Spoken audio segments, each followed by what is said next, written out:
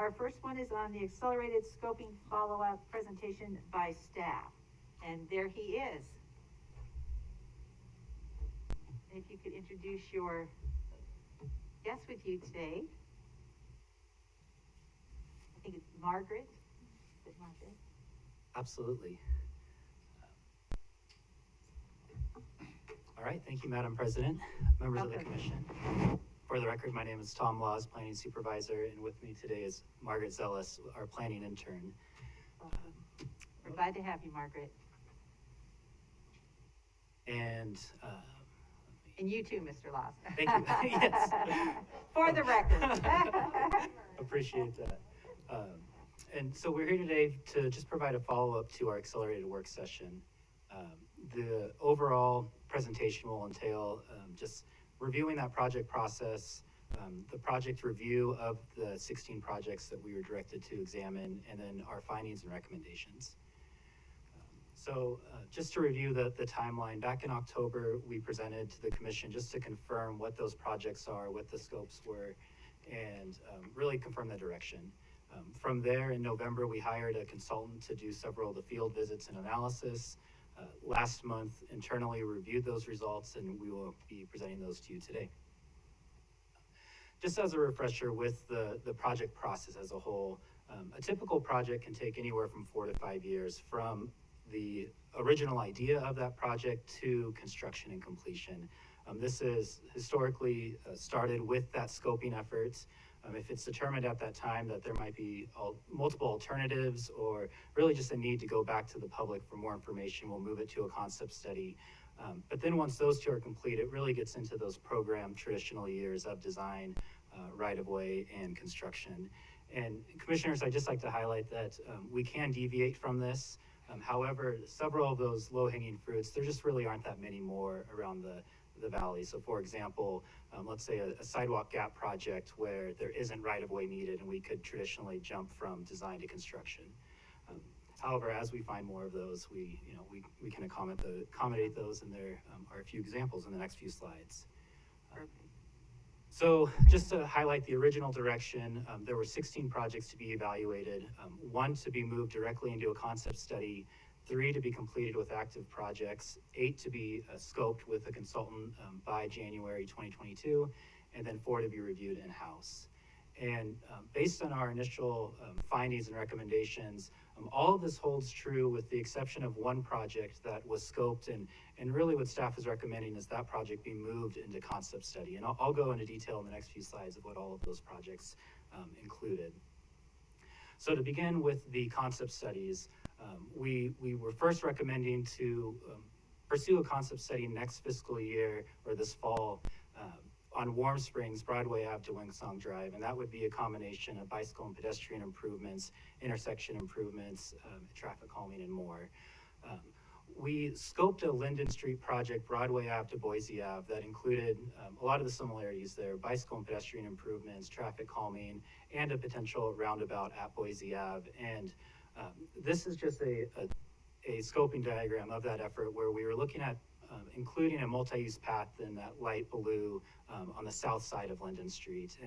And through the scoping effort, what we found is due to the constraints of Linden Street, if we were to put that multi-use path in place, there would be significant right-of-way needs, as well as the taking of almost 40 trees along the corridor.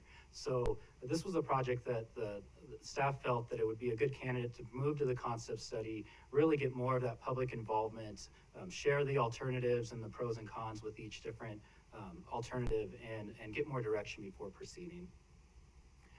I think that's wise. Great, thank you. We also had 3 projects to be completed with active projects. 2 of these were bicycle and pedestrian improvements along Linder Road, which we've since incorporated into our Linder Road concept study that is to begin this year. In addition, we had a sidewalk request on Washington Street in downtown Meridian between 7th Street and Main. And with that effort, we were able to include it within the 2022 residential capital maintenance project occurring right now. And this is just an example of the drawing, once again highlighting in that light blue the sidewalk connectivity that was being proposed.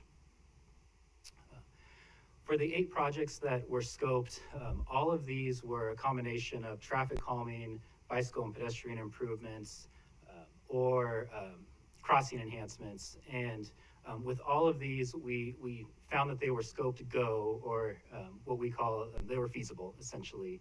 And just a reminder, with scoping, we looked at a variety of things, including what are those right-of-way impacts, are there utility impacts, recommended, what are the constraints, what are the actual distances that we're looking at, what are the proposed features, level of traffic stress analysis, and more. And this is just an example of one of those projects. So with Mountain View Drive, we're proposing a multi-use path on the north side.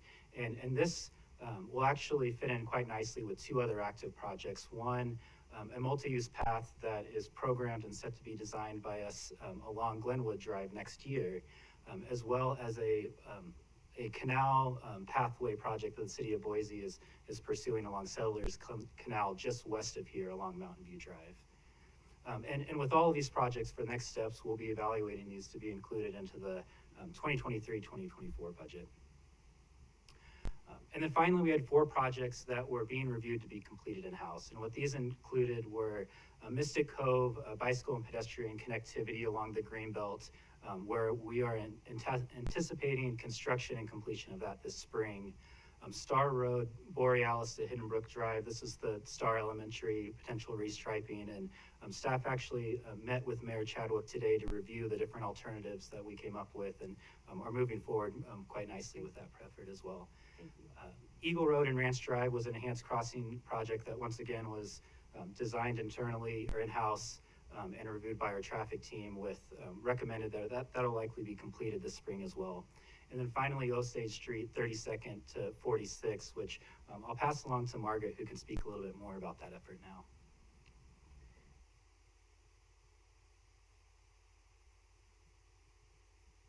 Welcome, Margaret.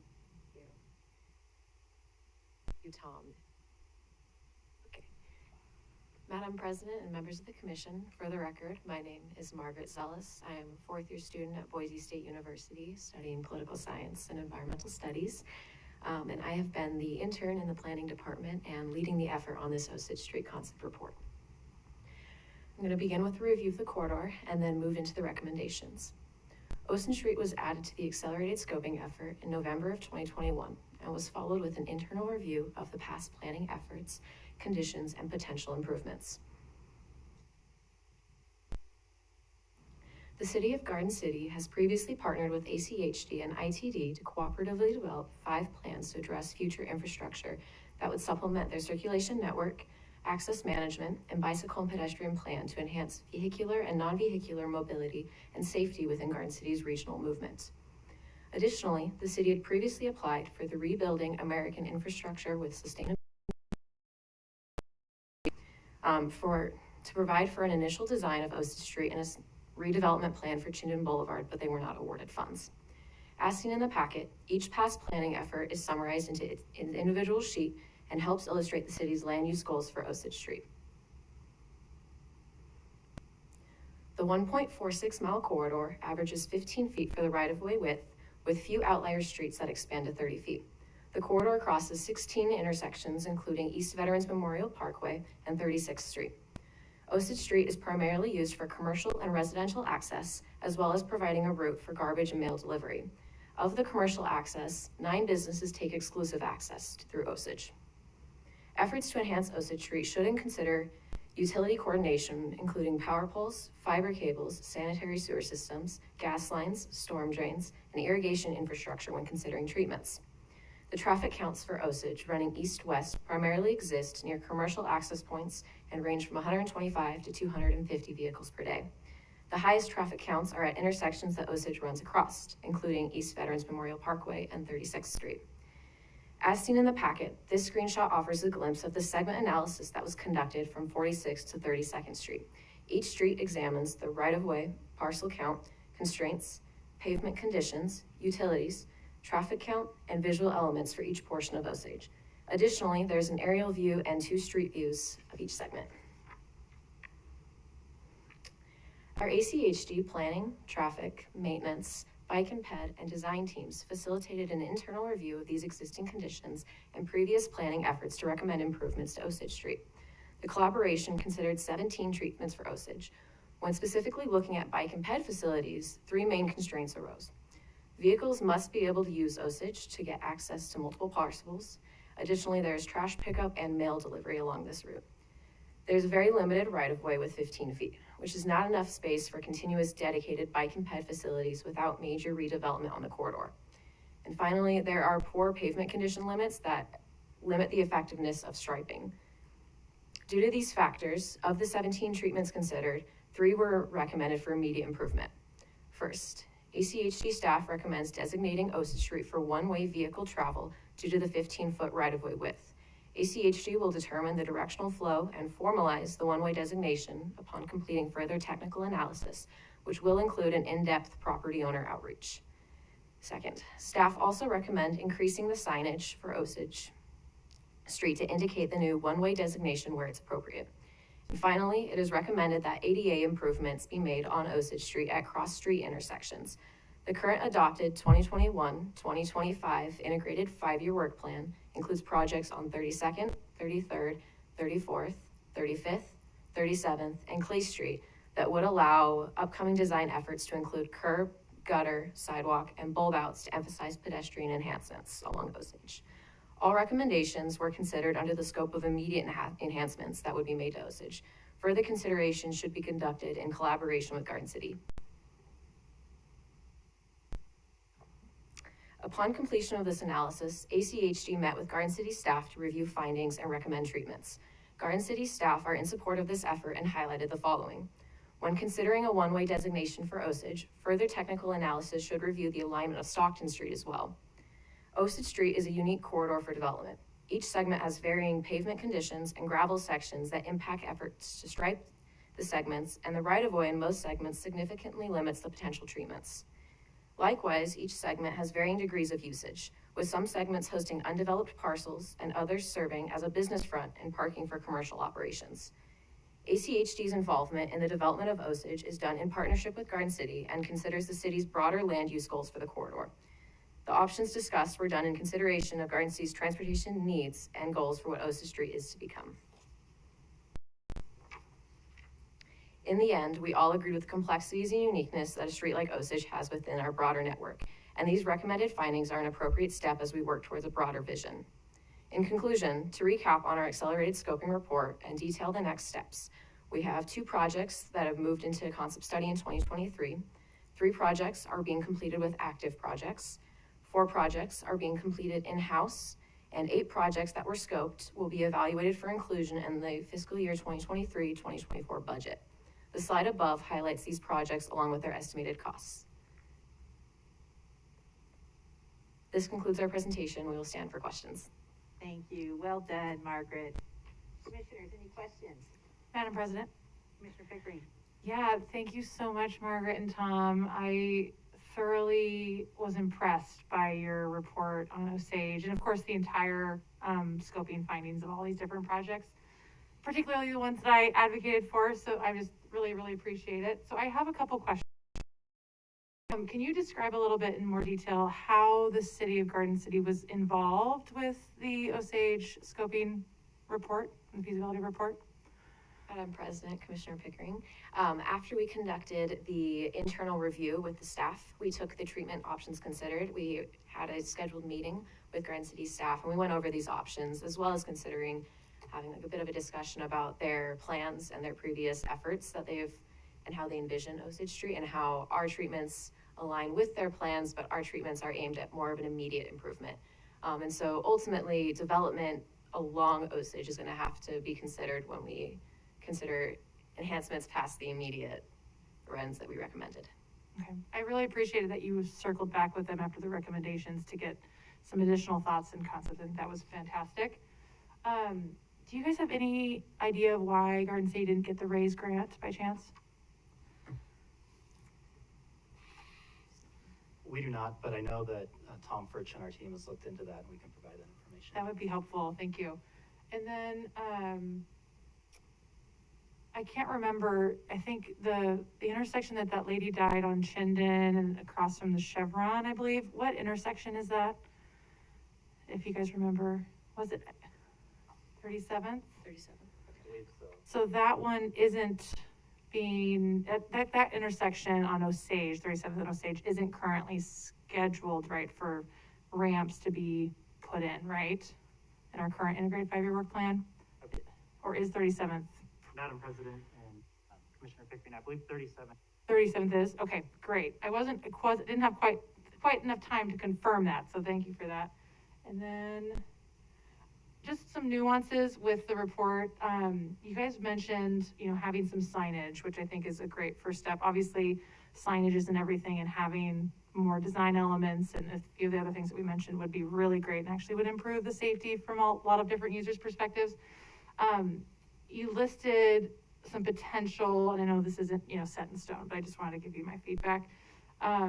You said on I think page 34, one potential sign could be bikes and pedestrians permitted. I kind of took a little issue with that particular language. It just kind of felt like it was sending the wrong message, that it wasn't, these are just as equal, or, it's safe, or that type of thing. So I think maybe tweaking that language to be a little bit more inclusive would be my ideal. And then I guess I'm looking forward to just, if we can meet offline, but knowing what specific actions and questions you have about how we can further this report into action. Be happy to hear from you guys and ideas about how to do that and how you can use me to do that. Thank you. Very good, thank you. Any other comments or questions? Yeah. Commissioner Hanson? Madam President and Tom, I appreciate this. Thanks very much, Margaret. I'm going to ask about a couple of the projects in Southeast Boise, because I was trying to translate the scoping summary and what it means, and I'm hoping that things aren't removed from the table. The way in which you described Linden, it sounded like that you'd eliminated already some options, and it's only going to be viewed from a standpoint of a multi-use path on the south side rather than bike lanes, and as it currently is, but not safely, bike and pedestrian ways on both sides of the street. So in the scoping process, have we eliminated options, or my understanding is that we would have more options, and those are the ones we take to the neighbors? Madam President, Commissioner Hanson, that's exactly right. Our initial hope and recommendation with that south side multi-use path is we were really hoping that we could fit that within the right of way, and the scoping effort led us to determine that wouldn't be the case. So kind of taking a step back, we would be treating the concept study as ground zero, starting out fresh and providing all those different alternatives, whether it be multi-use paths, whether it be enhanced bike facilities, and really everything in between. Good. And I know tomorrow ACHD is speaking with the Southeast Neighborhood Association, including discussions about Columbia Village. It'd be nice to sort of get an update on this to CENA, because CENA, of course, includes a lot of areas. This is one of them. So I don't know who's doing that presentation, but it would be nice to get that so that there's an understanding and engage the neighborhood to get people involved early and giving us input on that Linden one. A question on the crossings. I couldn't quite figure it out. We're looking at all options for the best crossing of Federal Way between either Malad or Targhee or both, and of course tied in with safe railroad crossings. And so those are still part of the concepts that are on the table for discussion. I know that the Vista neighborhood has been asking for this forever, it seems to me. Ever since I've come on the commission, they've been asking for a crossing at Federal Way. So are all those on the table? What's the sort of the next step in dealing with those? You haven't eliminated one or the other? President, Commissioner Hanson, once again, absolutely right. So really with the scoping effort, that was the initial step, just to get those cost estimates to be able to help be programmed into the work plan. But now that we have a sense for what it would take to achieve one of those, whether it is a full signalization, whether it's just a enhanced bicycle and pedestrian crossing, all of that would be fine-tuned within the scoping effort, or not the scoping effort, but the design effort. Okay, because when I was reading the scope statement, it focuses heavily on doing a traffic study to determine whether vehicle traffic warrants, which seems to me that we sort of default to that position a lot. But the information we don't have a similar study type process of the people who have avoided crossing there or dash across there and at other points along Federal Way in order to access the multi-use path on the other side. So what role does that, what is that traffic study going to produce for us, going to tell us? So essentially the traffic study would determine, specifically when looking at Targhee or Malad, which one would be the appropriate distance away from that Victory signalized intersection 1, and then also not only looking at the existing volumes, but also trying to anticipate what additional impacts would be, such as development of the Simonich property in that area, and Yes. how those will affect the traffic patterns, whether they will be using Victory, Malad, or to a lesser extent Targhee, but Targhee as well. Yeah, I just want to sort of, it's all connected, because I think the fact that we're now finally doing something to look at traffic calming on Burgesson and some of the issues on Boise Avenue will make those less a preferential route to get to downtown Boise from the far southeastern edge of town. The intent, of course, is always that they use Federal Way. The main route into town from Columbia Village and Harris Ranch is getting up to Federal Way and going in that way. But of course, right now, you can go quite fast on some of the places like Linden and Burgesson and Boise Avenue. But as we address those, I mean, it's all like a balloon. So it's all integrated. I hope those are part of the analysis, is that we want to encourage Federal Way's designed for that very purpose, but that we have to make sure that we have the safe crossings there. Good, we can discuss the rest offline. I was a little confused on the Warm Springs, because we've always talked about that as a three-parter. Right. That there's 3 sections, 3 phases, and that central one is the one that's the most critical to moving forward on. Is that still the case? Correct, yes. Yeah. Okay. Thank you. Any other comments or questions? Yes, Commissioner Goldthorpe? sure. Tom, I noticed on one of the projects that I had been advocating for, which there were a couple of projects lumped together called the Lake Hazel Middle School pedestrian improvements. And there was one little part of that does actually represent the lowest of the low-hanging fruit. Mm-hmm. And that was the crosswalk at Valley and Spring Gold. Yep. My understanding is that all this was going to be, pushed out's the wrong word, but it looked like constructed in 2023. Is there any reason that little portion of that can't be done this year? Madam President, Commissioner Goldthorpe, I apologize, I failed to mention, but we are actively looking at building that crossing right now. That's what I had thought I had read and heard earlier last year, so thank you very much. Very good. Madam President, Commissioner McKinney? yes, thank you. Tom or Margaret, whoever can answer this, I have a couple of questions that relate back to this Osage project that we've discussed a little bit. There was a lot of discussion prior to this meeting, some comments from residents and homeowners and property owners and so on in that area. And 2 questions come to mind. First of all, I guess, and this is kind of a historical question, for my benefit, how is it, can you tell me how is it we've got a 15-foot right-of-way on a standard street? Do we have any idea how that came about? Maybe someone on the commission knows. Do we know how is it Garden City has this long street, 1.5 miles we're looking at with a 15-foot right-of-way? Was it originally an alleyway or something like that?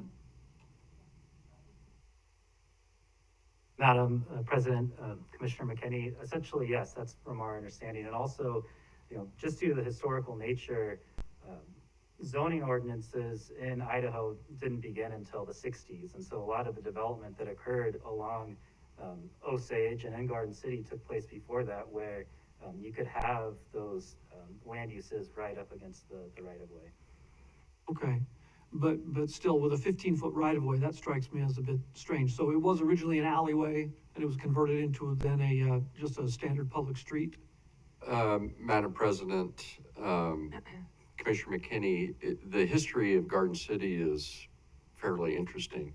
Okay. They used to call it the China Gardens, and that's how you get to Chinden. Mhm. And as a kid, that whole area was really farmland. And before there was a city, Garden City, there was a village of Garden City. Davis Packing owned most of the land around here, but it's my understanding that those roads were dedicated for the purpose of getting produce from the China Gardens and to avoid the state highway that was going there. So I see. it wasn't really for big time vehicular traffic. It was more for, and a lot of the land uses, but there weren't very many. It was mostly just a farm road.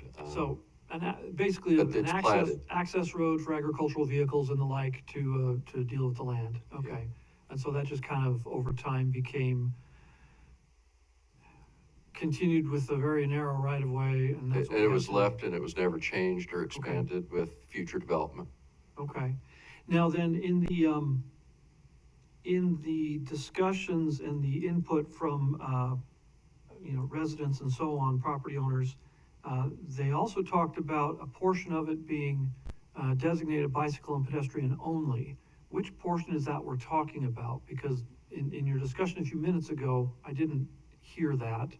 Is there a section of it that's intended not to have any vehicle traffic at all, or is that the plan? What's kind of the intention here? Madam President, Commissioner McKinney, at this time, that is not our recommendation, and primarily that was due to the number of parcels that are taking direct access off of Osage all across Garden City. And So what you're saying is, and it sounds to me like what you're saying is that because of the number of parcels that take access from Osage, there's no way you could cut off vehicular traffic from it entirely in any section of it. You're always going to need vehicular access. But with a 15-foot right-of-way, one way is about all you can do for the most part. Is the intent then to have one-way vehicular traffic and also have two-way bicycle and ped lanes, or is that, what's the intent there to combine the two or to cooperate with both? Madam President, Commissioner McKinney, that'll definitely be one of the items that we look at, or one of the different treatments, and that kind of alludes to Commissioner Pickering's comment on bicycle and pedestrians permitted. Our intent was to highlight that with further traffic analysis, they could potentially move both directions while limiting vehicular movement just one way. Okay. But we'll look at all of that, and it's all things considered, it's a really unique corridor for the district, and it's tough due to those constraints. So the concepts about the specifics of how we're going to handle all that, that's yet to come. Correct. Right? Okay, good. All right, let's see. I think that, that covers my questions. Thank you very much. Madam President? Very good, thank you. Commissioner Pickering. And thank you for those questions, Commissioner McKinney, because I think I want to give another shout out to you too, because, this is such a unique, challenging, I think exciting corridor. And I think it takes a special mindset to kind of put these ideas down and analyze what we're working with. And so I think you've done an excellent job trying to capture what are the nuts and bolts of this and how best can we move forward and partner with the city. And I just want to say this is very innovative. I'm so excited to see it. I know it won't be easy and it will not be a fast turnaround by any stretch of the imagination, but I just want to commend you both and whoever else that assisted with it, because this is a great first step. Thank you both. I think it's an exciting project, and I think it's really going to be an impressive and unique footprint for the city going forward. So I think you really have an opportunity to do something really, really special. So thank you both for the effort, and I look forward to the discussion and seeing what you get from the outreach. Thank you. Thank you both. Bryce. President, I'd just like to follow up on one thing on Osage. The one issue is Stockton, which is on the north side of Chinden, is very much the same kind of animal. And you may want to think about doing Stockton at the same time, because if you do one, you're going to then get a lot of pressure that would go automatically to Stockton if it's not treated the same way. They're both used a lot. If you haven't driven it, go drive it. In fact, there may be more businesses on Stockton, but that was a concern a number of years ago by Terry Little, who was traffic engineer here, is that if you ever did anything with one of those corridors, that it would create and you didn't with the other, then you would have kind of a whack-a-mole issue. So anyway, just throw that out there for you. Good point. Thank you, Mr. Price. All right. Don't see any other questions. Thank you both very much. Appreciate it. Commissioner May, did you get that text message that I sent you? I'm sorry? I sent you a text message regarding a, Miss Green that Commissioner Pickering said that she could testify on this item? For public comments after the meeting. Okay, that's what I did inform her. All right, sorry, I just got, I just pulled it out.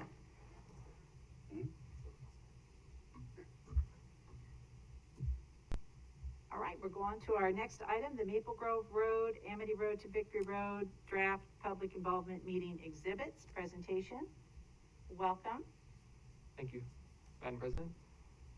Just bring this up here. Sorry, my eyes aren't that great.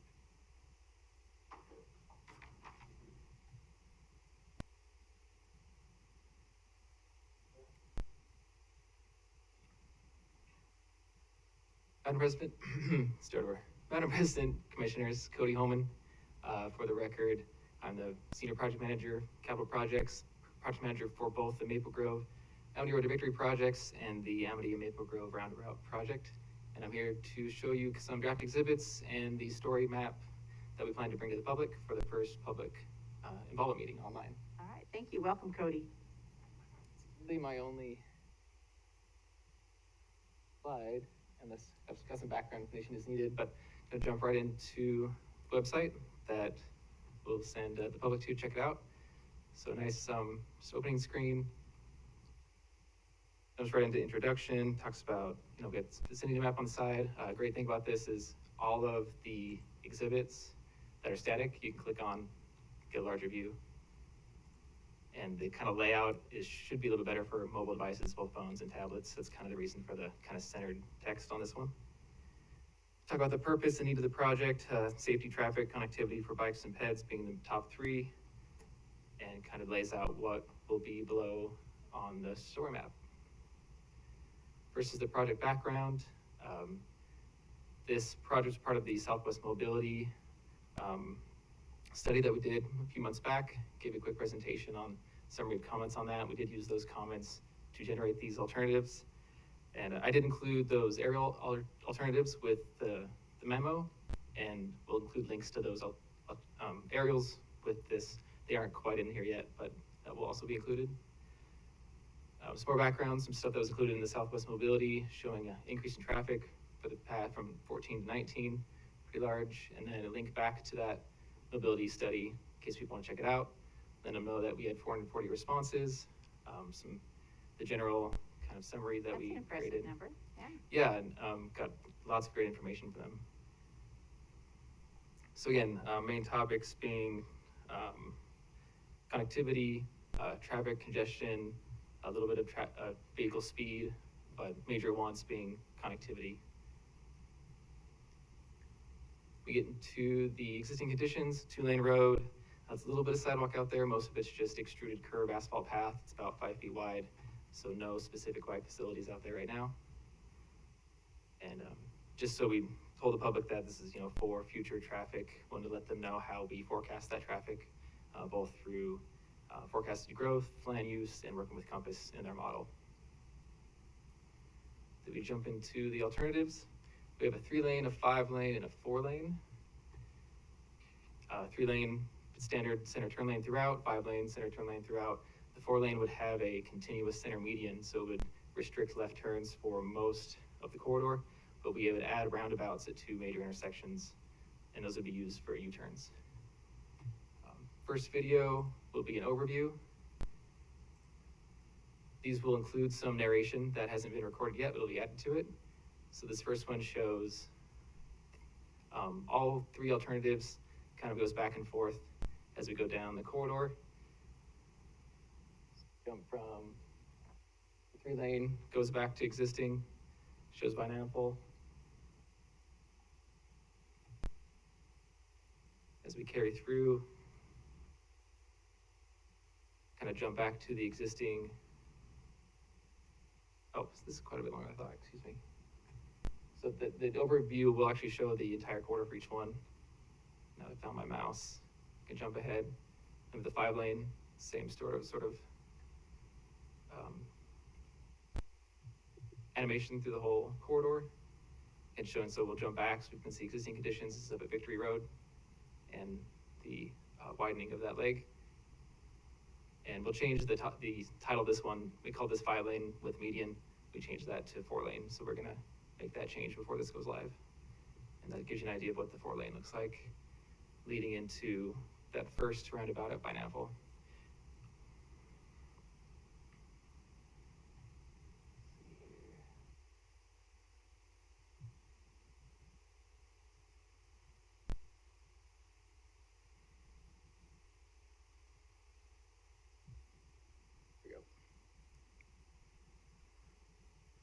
Moving on, we wanted to then show the improvements that will be with every alternative. Every alternative will have 10-foot multi-use pathway on both sides. Will enhance crossings. The 4-lane at this point doesn't actually include a PHB, but it could include RFBs at those roundabouts, and then new bridges in 2 locations. And this placeholder will show what a PHB will look like, and we'll actually add the PHBs to the videos also. And we included the Maple Grove and Amity roundabout with this project. Just let people know that this roundabout is included for everyone and with every alternative, excuse me. And we've got a cool slider here to show existing versus the proposed conditions. I think that's so useful and beneficial for the user that goes to the website to really get the concept, to see it visually like that with the videos and the storyboards. I really like to see that we're using that now. And like I say, we're getting some good feedback on that too, so. Yeah, totally agree. I think, yeah, it's really. Madam President, Commissioner Goldthorpe. a question. Is it possible to use this type of an illustration on a screen at the public information meetings? So we won't have a live meeting. We would just have the survey that will be at the bottom. The online one. Yeah. I keep forgetting we're still stuck in that rut. Yeah. Okay. So, Madam President, about the Commissioner videos. Hanson? Yeah, so this is great. It shows as if you were a drone looking at the car traffic. But we don't have, and I've never seen one that we've developed, what the experience is for the people in the neighborhood preparing to cross or walk along that's at the level of a human being as they approach that. Are we gonna do that? Because it seems to me that doesn't tell the whole story, what this corridor is going to be like for the human beings who are gonna have to live with it. None of them are going to be in a drone flying over. So I think that's so critical that they get a feel for what it's going to be like. Madam President, Commissioner Hanson, that's a really good point. To be honest, I'm not sure if we have time to add something like that, but that could be very pertinent for future projects. We will, like I said, be including that exhibit here, kind of zooming in on the PHB. But yeah, I think I'll touch base with the sub-consultant and see if they could kind of change the view, because the model should be the same. I can see if they can kind of transfer the perspective and bring it down to the pathway. Wait, I mean, obviously Google Maps or whatever, they go through at street level and take pictures. The other is that it's somewhat artificial because you show drivers going appears to be nice and slow, the speed limit, and that's completely false. If there's no traffic, they're going to exceed the speed limit on a straightaway. And the longer we already know that. We have lots and lots and lots of data that shows that. So the actual experience of cars going along, I think that'd be really important to say, because once we've built out a straight line road, even if it has 2 lanes, if there's no other traffic on it, if there's no parking, if there's no vertical features, people exceed the speed limit. We've seen that. So I think the tendency to speed needs to be incorporated into how we approach this, and help people understand what in real life they're going to expect with these different designs. Cody, when is this going live? Is this ready to go? Currently scheduled to go live on the 17th February through March 4th. That could be So changed just- slightly, but Yeah, no, just around the corner. I wouldn't hold up going live with this, but if something that Commissioner Hansen has indicated or suggested here, if that's something that you can add a little bit later, but I want to make sure we get this out. And I think you've done a really good job. thank you. That's good, some good So, yeah, suggestions. I think that's just it's just symptomatic of a road agency, because we design roads, we have road engineers, and so the incorporation of our tools that we have for level of traffic stress for human beings, walking, biking, approaching a road on a wheelchair, we don't have any of that. And so we haven't quite figured out how to actually show what a road's gonna be like, what a change is gonna be like from the standpoint of the human beings. And I think it's important. That's why we have these level of traffic stress measurements. And I'm assuming that we will convey our analysis of LTS to the public when we're saying, this is what you can expect based upon these different designs. We anticipate this is what the LTS would be. Is that true?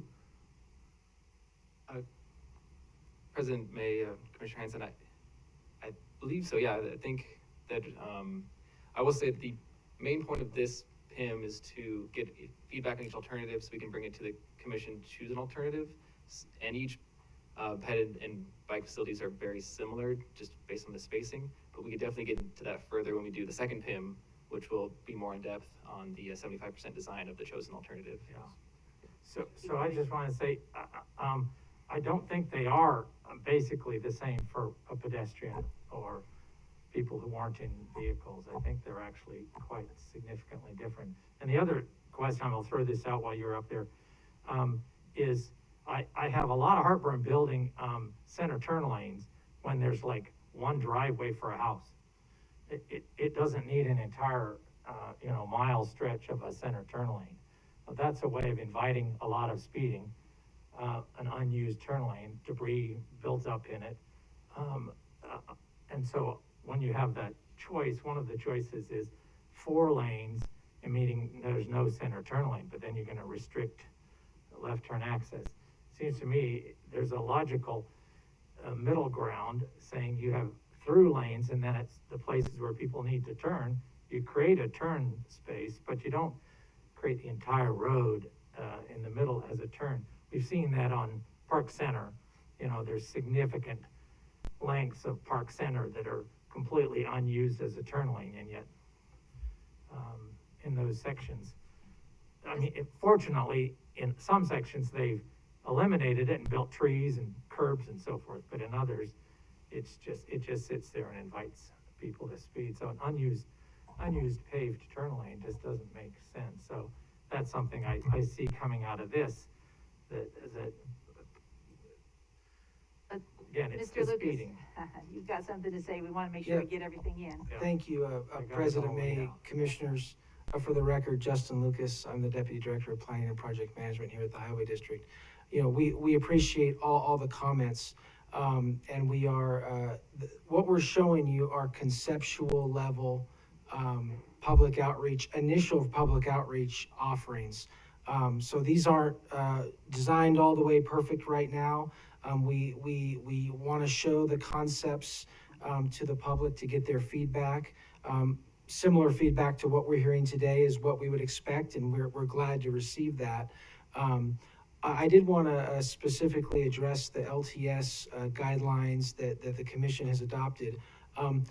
So those are guidelines that we use to help us inform the design decisions associated with the projects.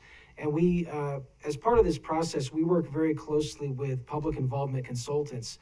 And what we're told all the time is, don't use jargon that no one knows what that means. And LTS is jargon that no one knows what that means. So what you're seeing are design concepts based on the LTS guidelines that you have provided to us. Maybe not all the same, certainly as has been pointed out, but all of these certainly fall within the 1 or 2 area that you have provided to us. So that's why you're not going to see a major description of LTS and all of that thing in this type of outreach, because typically the members of the public, they don't know anything about that. They just want to see what's it going to look like, how's it gonna feel, as much as we can represent that, and what's their user experience gonna be, and then they wanna, provide comments to us. So much of what has been said today, we appreciate that, we're taking notes, and things like continuous center turn lanes and left turns out and left turns in, certainly how we address those, there's further opportunities in this design process to refine any of these concepts. We start with 3 at a high level, we work our way down hopefully to 1, and when we get to that 1, we can really address more of these questions. So not trying to push anything off, but just trying to let you know there's a lot more we have to go before we're able to make any final decisions. Hope that helps. Thank you. Okay, Madam appreciate that.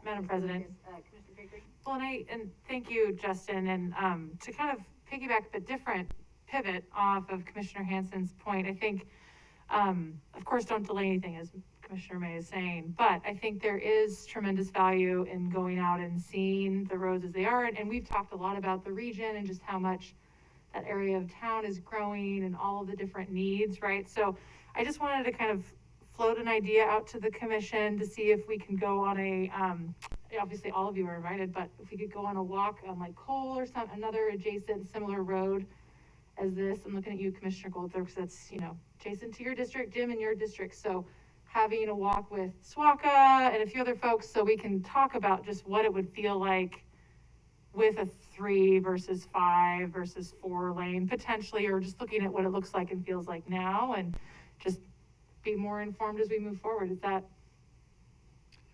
I haven't asked Marissa, but, and I'm not real big on walking all this stuff. I drive it all the time.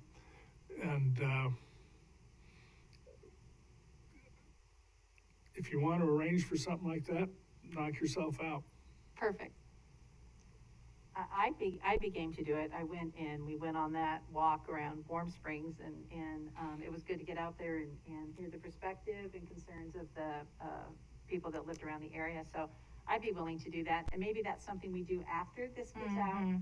People have time to look at what's planned and kind of have a feel for it, and then we go out and maybe walk around with them. So I'd be open to doing that with you. But I think this is a great start, and then, like you say, it will kind of evolve.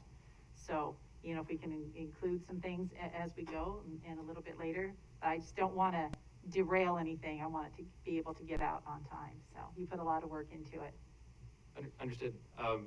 Just let's say, Madam President, Commissioner Hansen, just to touch on one of the medians, we did look at adding medians like on a spot by spot basis, like we're doing on 10 Mile right now with that widening. Unfortunately, there's so many front on house parcels with this segment that we couldn't fit any in. We are looking at, this is a good example here by Namful, is the PHB, like I said, will be added all to the video and to this exhibit here, but we are looking at adding a Z crossing where we can, where that doesn't impact driveways, and trying to combine driveways where we can, but access control is going to be an issue on this project. Just quickly go through the rest of the what's on here. For every alternative, we kind of touch on things specific to this one, and then advantages and disadvantages to each one. Talk about cost, traffic volumes, all those, but also highlighting the roundabouts. Like I said, there's a video for each alternative and a slider at each alternative. That's kind of Pineapple again wanted to keep the sliders in the same location. Another good chance to see what the differences are. And then you can always watch the video, you can kind of pause it around your house and zoom in and zoom out. So scroll through the 4 lane. You can see the slider is pretty different at Pineapple with that roundabout. Then we go straight to what do you think, and then take the survey. Made sure we added a link at the very top so people can jump to the survey pretty quickly. Pretty standard survey. We've got some additional questions. What are your top 3 pros and cons for each one, so we can get some extra detail, and then ranking them. Telling the public what's next, kind of making sure they know this is concept level.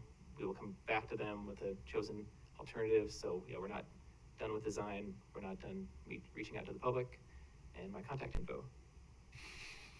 Good job, Cody. Impressive. A lot of good ideas and suggestions for you today. I'm going to be really anticipating that feedback as this project starts to evolve. And then again, we'll go out out there and the weather will be a little bit nicer and maybe we can get some folks to join us and walk around after they've had a chance to look at the plans. So, thank you. Madam President, Commissioner just a McCain. couple of comments or questions I had on this. Is the public information going to have a clear indication? I know it talked about pros and cons of the different segments. Is it going to talk specifically about, the traffic issues? That is to say, if we go with a 3-lane alternative, here's what our traffic congestion will be like in 2040. If we go with the 4-lane, with the 5-lane, is that clearly, because I want to make sure that, the people who look at this understand that, if I like this, I got to understand that I'm accepting this level of traffic congestion in the future as opposed to another one. Is that information clearly spelled out here? Because I'm not sure, in looking at it, it's not clear to me that it is. Madam President, Commissioner McKinney, we did quite a bit of analysis with the information that we have, which is not ideal, and we could have gone a lot deeper and probably not found that much more accurate information.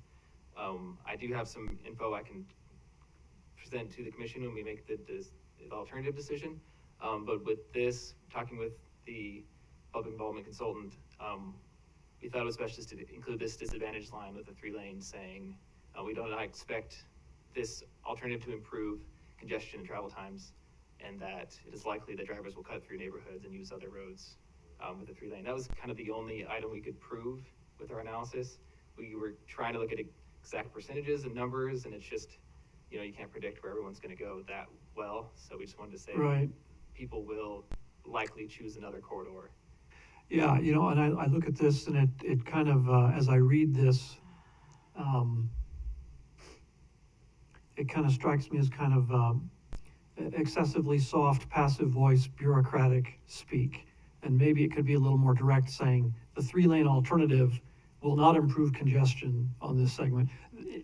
I'm in, at least for my preference, I like to have things straightforward and spelled out. And I think it would be good to maybe look at the way we present that on each of these alternatives so that people are clear what they're going to get with each of the alternatives. So that's my first comment. My second comment really relates to something Commissioner Hanson brought up about the 5-lane versus 4-lane and the need for center left turn lanes. And of course, that all has to do, really it has to do with the number of access points along the corridor and the possibility of future access points that aren't there now. For example, if a section of it is currently residences and they front on a street that's on the other side, if 10 years from now, a lot of those get bulldozed and turned into business property, and this may not be likely, truthfully, that may not be the way things happen. But in any case, I imagine that there are some places along this route that don't currently have access directly, but could, or that currently have residential access, and it could later, those residences might be torn down, and now it's business access or commercial access. And so the left turn lane is, without a center left turn lane, you cut off options for down the road. And in any case, that's a point that I think mostly I guess I'm responding to what Commissioner Hanson said on that.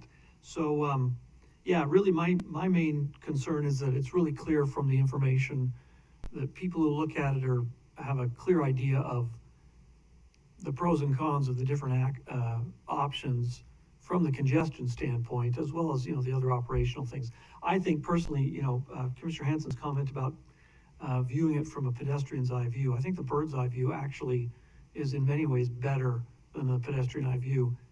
You can see where the sidewalk and bike lanes and so on are in the bird's eye view.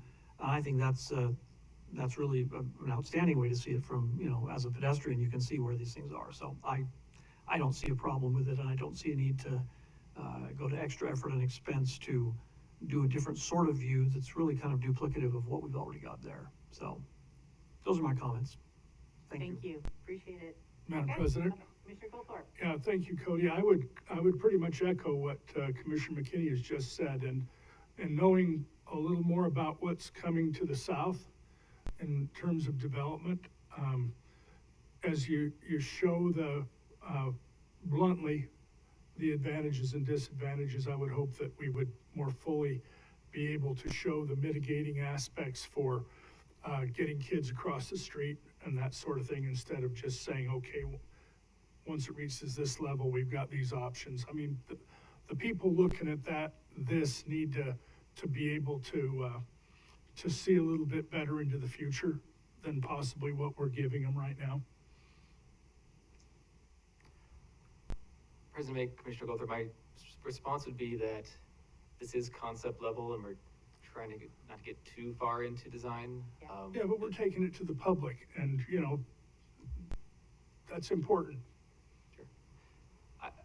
And I think as it goes too, and they start participating and giving us their feedback, we're gonna see what other things are important to them, and then we can address them too, I think, as we go. Yeah, Madam President, Commissioner Goldthorpe, we will do everything we can Yep. to make sure this goes the way you all believe it's the most important way to go. Thank you. Thanks. Thank you. Thank you, Cody. Did you have more to share with us? Nope. Okay. Thank you. Thank you very much. Cody. Madam President, a recommendation, please. If I could, what I would like to do on your next presentation is I'd like to send that to the commissioners via email. There's a PowerPoint to that with some explanations. We've made a couple changes. We've made some specific requests from the commission as to what maintenance and I would like to see commission initially attack on this, Okay. and then reconvene with this next week, because you have you're running out of time and you have a pretty good agenda in front of you. So if that's acceptable to you, Madam Mayor, Madam President, I will have that to you first thing tomorrow morning for all of you with comments, and I would have no objection to that. Commissioners? Sounds good. We had some healthy discussion on the other two, so I think that's, you have about 3.5 minutes. all right. Thank you very much.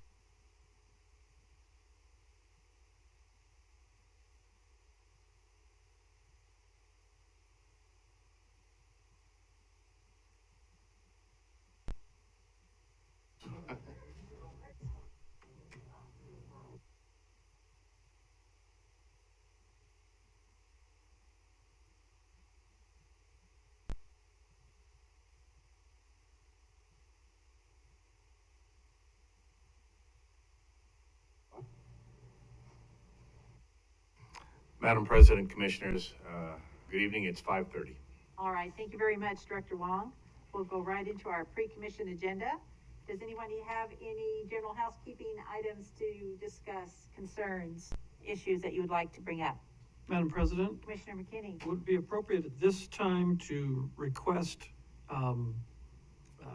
questions regarding the consent agenda and possible removal of items from the consent agenda? We can certainly go to that if there are no other concerns, just of a general nature, and I don't see any. So Commissioner McKinney, you've got the floor.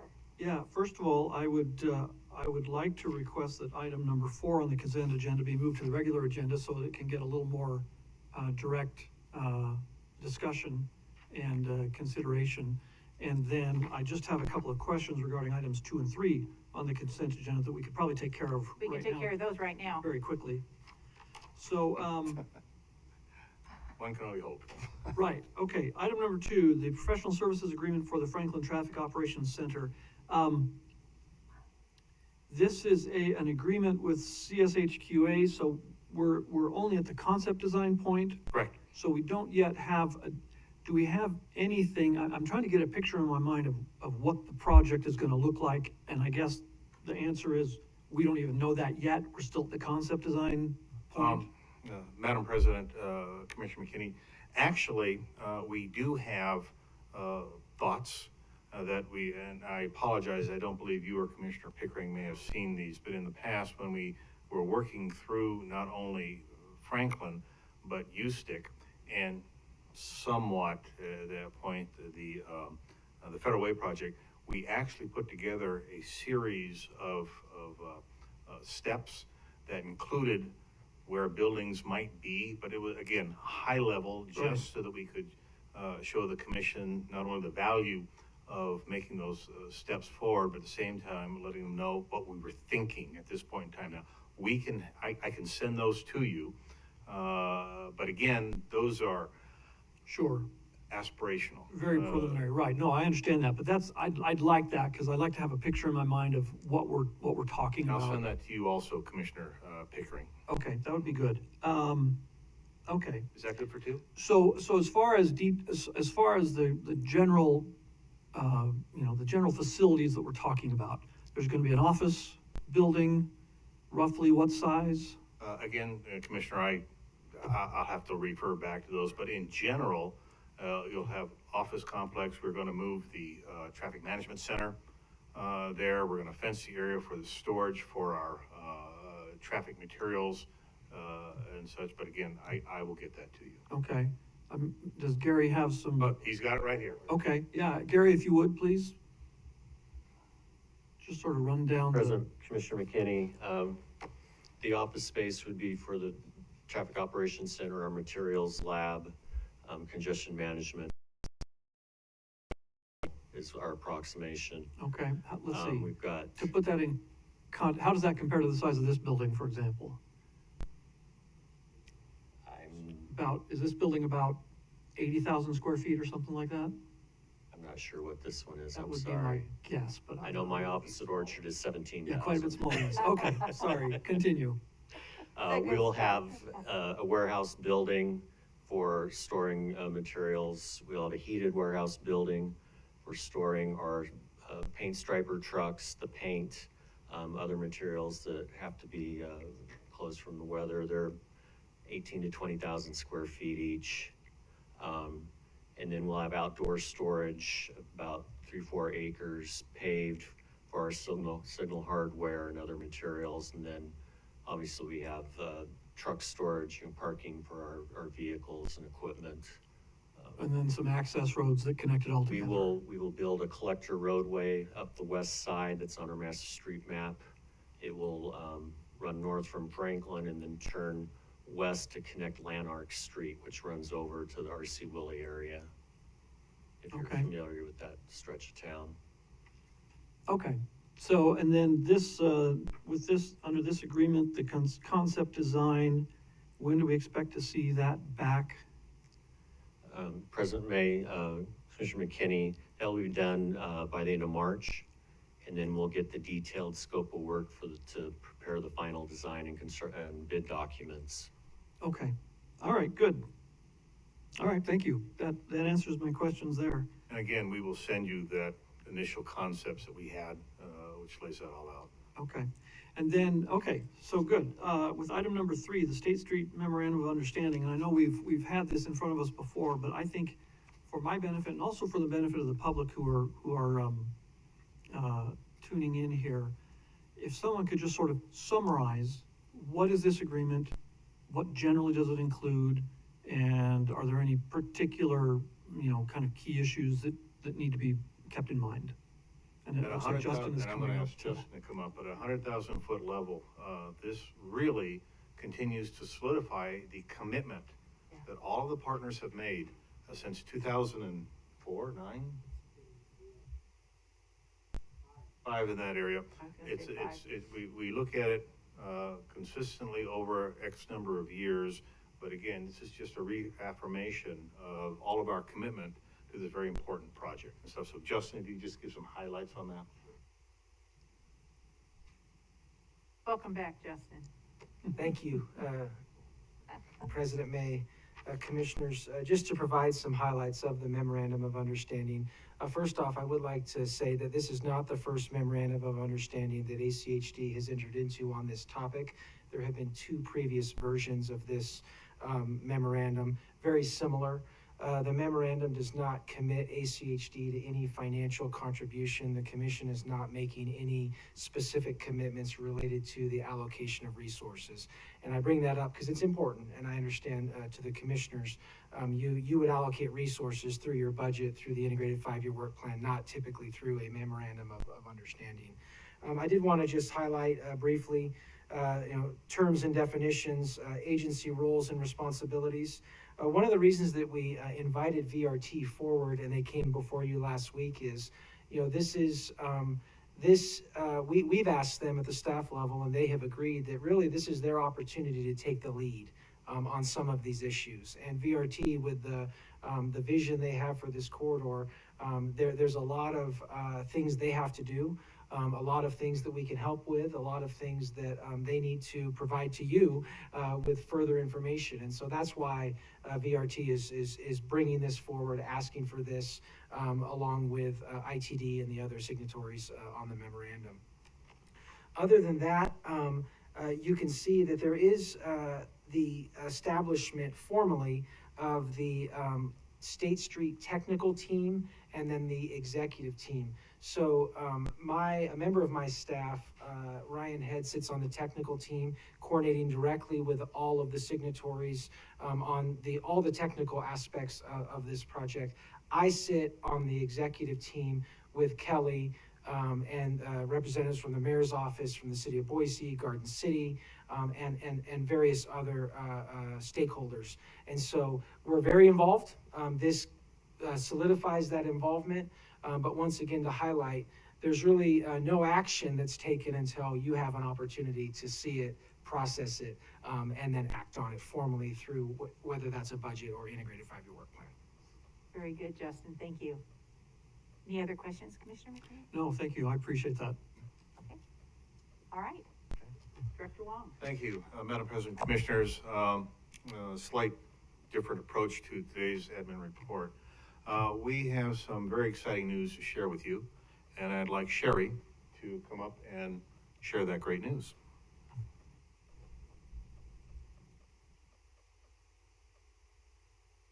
Welcome, Sherry.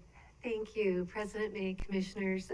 Thank you for giving me an opportunity to just talk a few minutes with you this evening about our workers' compensation program.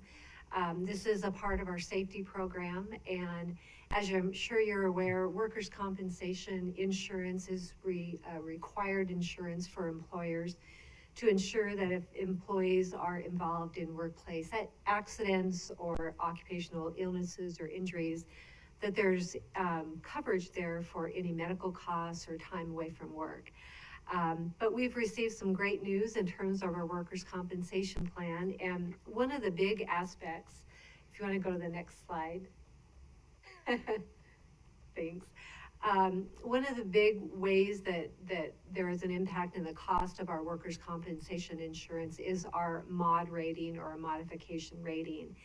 And what the mod rating is it takes into account the types of claims that we've had, the frequency, the severity, but it looks at them over a 3-year period and averages that out to determine what type of potential discounts or additional charges that we could have coming on our insurance program. What we have found, if you go to the next slide, is, oh my goodness.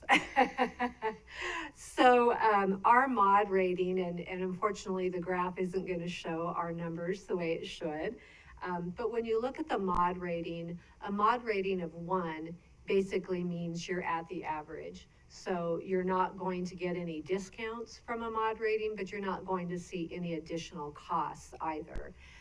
So obviously when you look at this graph, we want to go down in numbers, which we have. The numbers, which unfortunately you can't see in the graph, in 22, our mod rating is 0.6. And that is the lowest mod rating that we have had in 25 years. But if you look at the graph, in 2012, we were at a 1.1. And we have had a steady decline every year since that. There was one hiccup in 2017. But our mod rating is one element, as I mentioned, that enables us to potentially get discounts on our insurance. Moving on to the next slide, it will show that when you look at our rateable premium, which that is based on our payroll, it's over $630,000. Based on our mod rating of the 0.6, we received a discount this year of over $250,000 on our workers' compensation insurance. There are 2 other ways that we can also get additional discounts. The scheduled rating discount is new with the state insurance fund in the past couple of years. And what they've done is they go in and look at our safety program as a whole. They look at our safety policy, they look at the training, they look at the standards that we have, and we could potentially be eligible for an additional discount, which this year we did get an additional discount of over $75,000. And then the last way that we can earn discounts is a policy through the state insurance fund that is really solely based on the dollar amount of your insurance policy, and we can earn up to an 11% premium discount, and we earned again an additional $28,000. So all told, we had a discount on this year's workers' comp premium of 56%, or over $350,000. So that is a great accomplishment.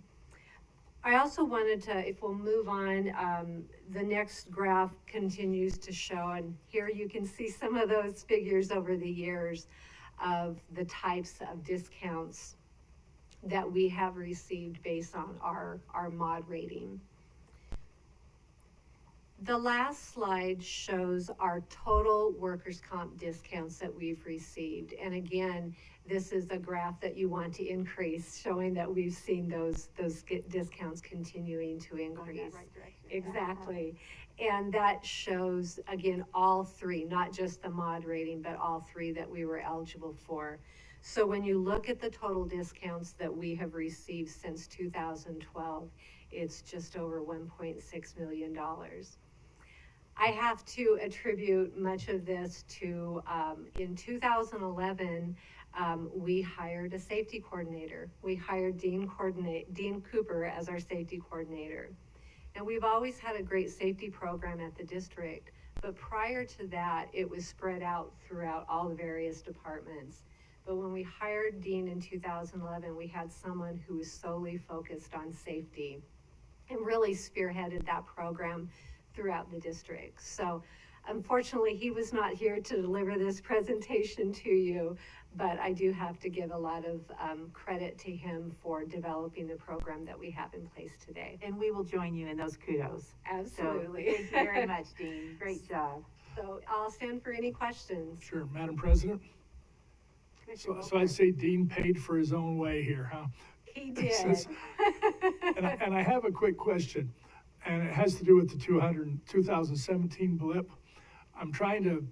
I'm old, so my memory's not quite as good as it used to be, but I'm remembering that winter, we had a plow operator that was badly injured when he was helping a little old lady get her car in the ice. That was probably what did it. We did. Yeah. And that is one thing, you bring up a point, you know, one of the things they look at when they look at our claims is what the severity is. And so you could have one claim, but if it's the right claim, it could be very severe. Yeah. It looks like Dean, I can see Dean here on the screen. So Dean, you've made quite an impact here at the district, and we salute you and thank you for your efforts here. Thank you, Madam President, Commissioners. I appreciate it very much. Thank you. Thank you, Sherry. Thank you. We like those awesome reports. Exactly. And it is amazing, the complexity of this organization, the diversity of everything we have to do. This is phenomenal when it comes down to operational requirements. I put that up against anybody else as we move forward. Sherry, if you could bring up the next series, please. Or, excuse me, Stacy, could you bring up the next series, please?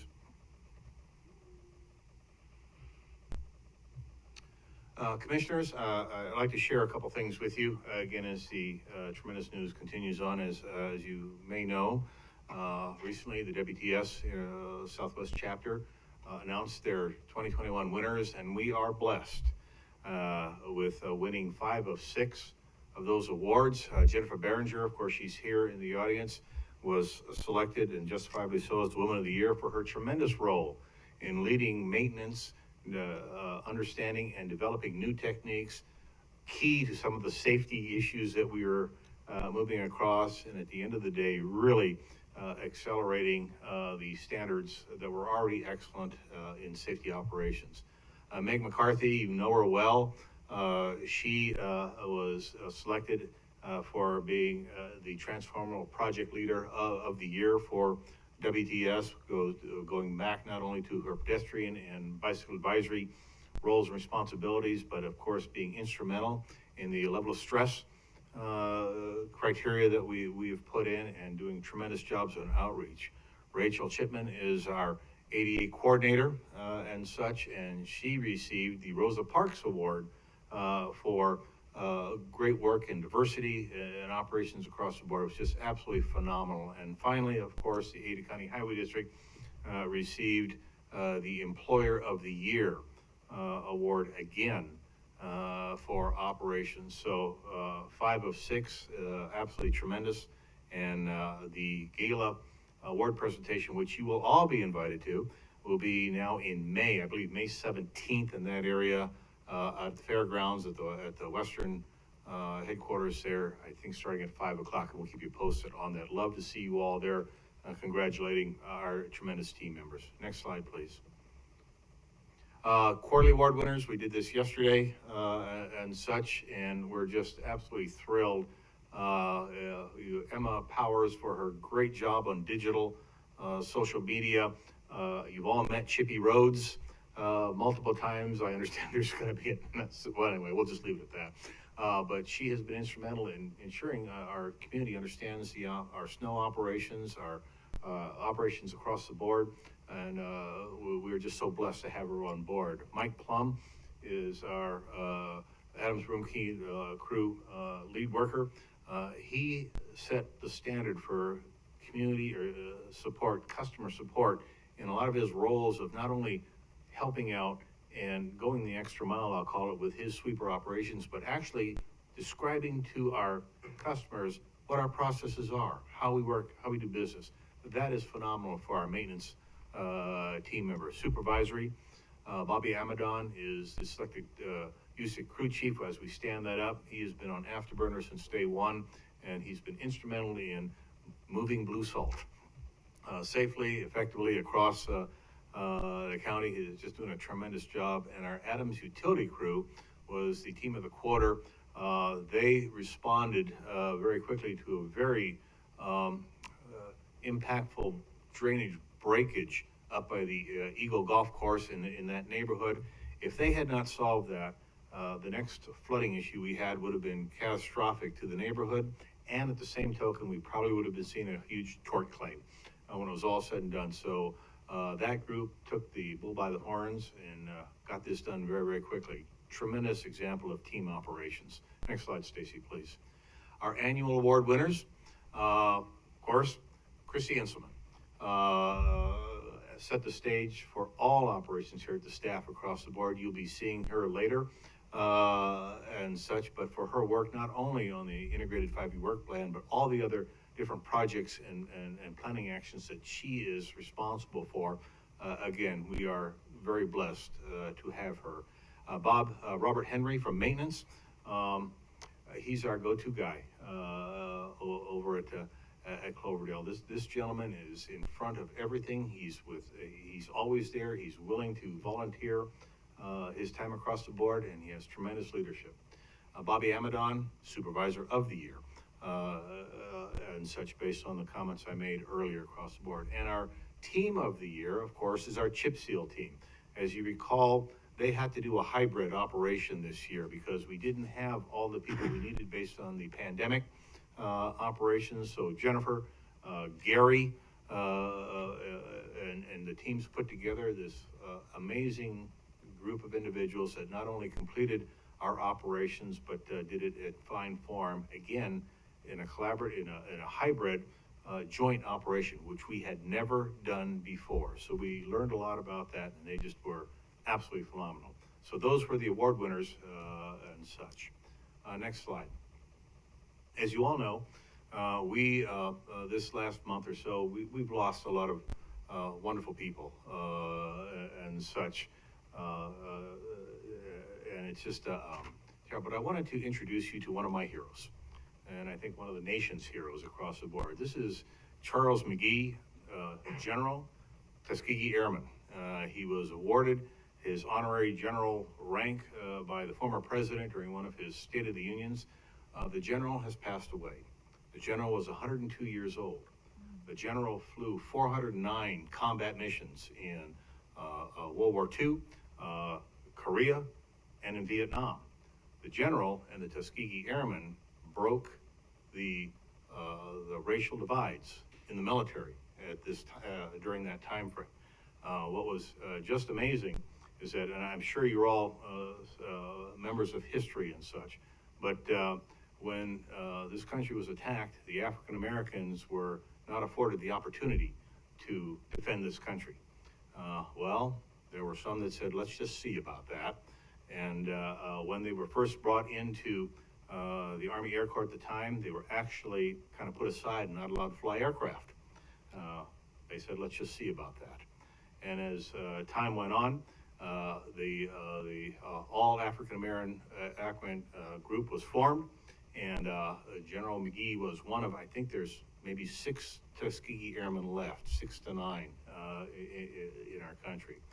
And when they formed the Tuskegee Airmen, not one bomber was shot down by escort for the Tuskegee Airmen. There is another military fighter squadron that can say that during World War II.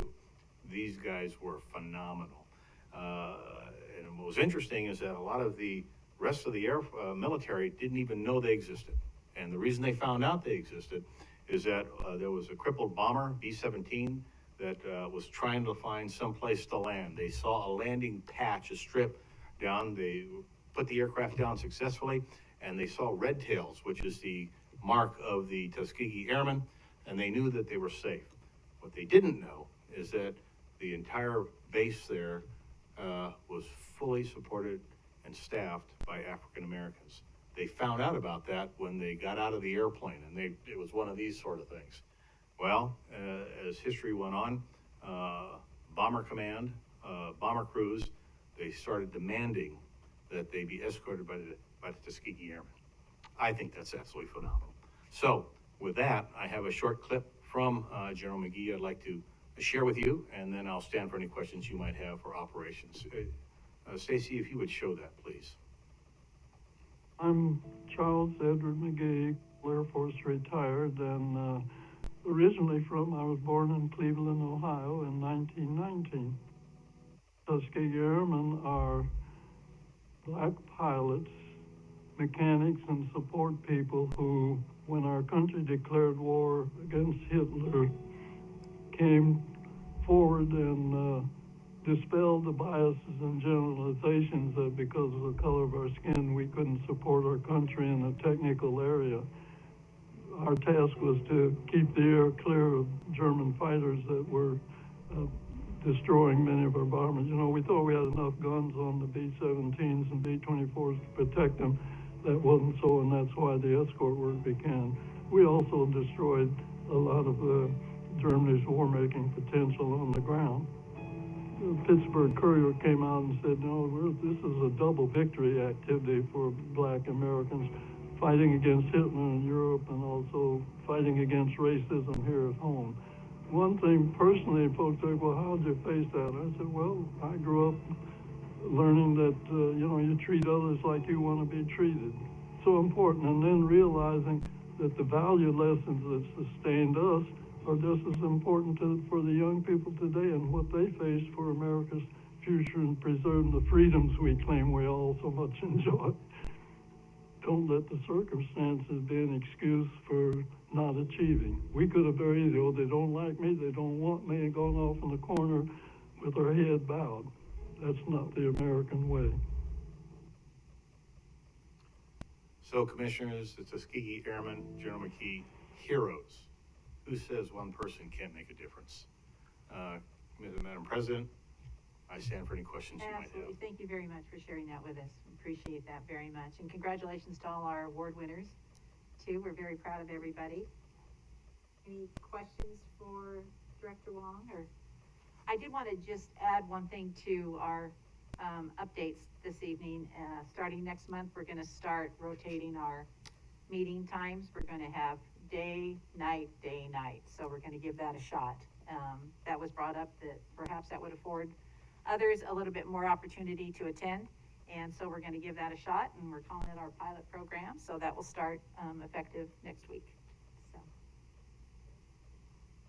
You have a few minutes. Madam President, I appreciate it. I just want to let you know that I appreciated the director giving me some input late last year from a staff member on the weaknesses of our traffic calming policy, and I proposed some changes. Got some really good input back, so I've redrafted an idea, so I'll pass those out at the end of the meeting. We can talk about it, look at I think we need to dig deep into that policy. It's not been changed substantively for as long as I've been here, and the shift of the burden away from people having to collect signatures in order to get traffic calming in their neighborhoods and making it a much more objective, sensible way of evaluating the need for it, integrating it into existing programs. Cynthia Gibson and April Fredericks did a petition down there Yes. for 8th and 9th, and we appreciate they were out there, boots on the ground. So fully integrating traffic calming into our We policies, I think is appreciate all really. their efforts. I'll give it to you at the end of the meeting. Thank you very much, Commissioner Hanson. Any other comments or questions? All right, looks like we have 2 minutes? 2 minutes. All right, thank you very much, Director Wong.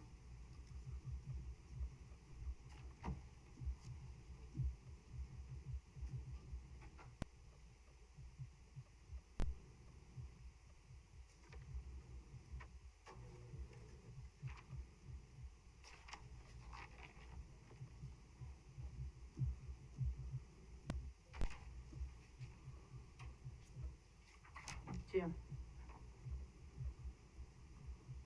I got it on there. Just a little reminder. No, not yet, but yeah, absolutely. To make that happen. Do I need to open this before I read it? Put it on the desktop, you've got it there. Yeah, it's right there, so you just hit share screen. But I'm presenting out there, yes? Yeah, I'll share it. Okay.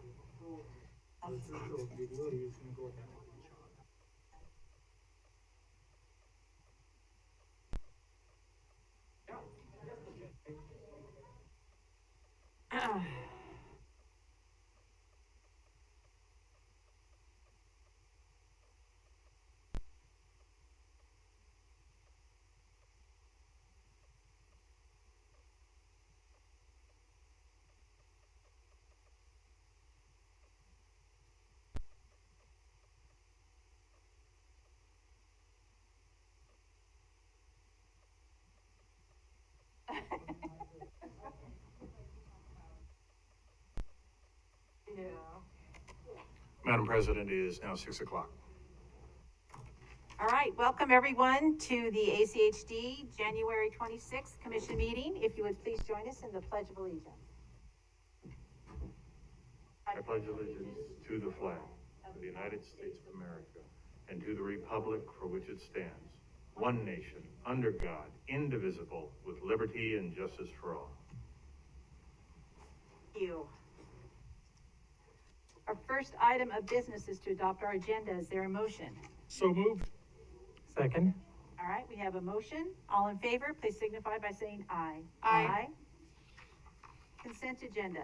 Items on the consent agenda are considered to be routine and will be enacted by one motion. There will be no separate discussion on these items unless a commissioner or citizen so requests, in which case the item will be removed from the consent agenda and placed on the regular agenda. All consent agenda items are commission action items unless noted.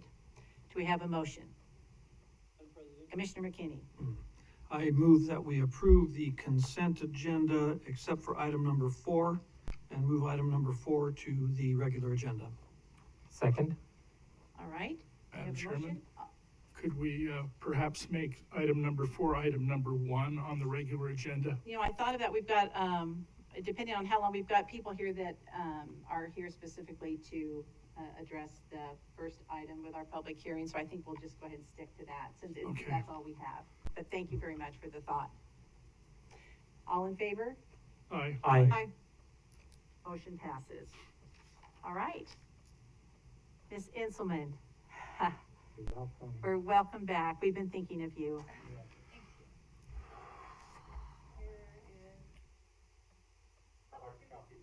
Yeah, public communication. Thank you. Some of our residents and several projects. So you guys have. All right, ladies and gentlemen, we have as our first item, resolution number 2376, adoption of the 2022-2026 integrated 5-year work plan. This is a public hearing, a request for adoption. So we will go ahead and start, and I will open the public hearing. Ms. Inselman, you've got the floor. Thank you, Madam President and Commissioners. For the record, Christy Enselman, Senior Transportation Planner with our Planning and Programming Department. I am here this evening to present on the 22-26 Integrated 5-Year Work Plan. And so, just as a recap, we may have been here a time or two to say hello and talk to you about this plan. This is just a representation of all of the work sessions, open houses, public outreach that we've done on this plan to date. So today we're before you for adoption. Staff's recommendation is approval of resolution 2376, which is the adoption of the 22-26 integrated 5-year work plan as presented.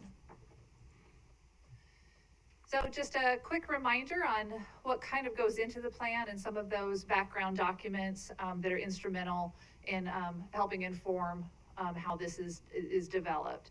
So we do work in tandem and do get information from the City and County's Comprehensive Plan, Communities in Motion, ACHD Strategic Plan, as well as a whole bevy of ACHD adopted plans, including our neighborhood plans, Bike Master Plan, CIP.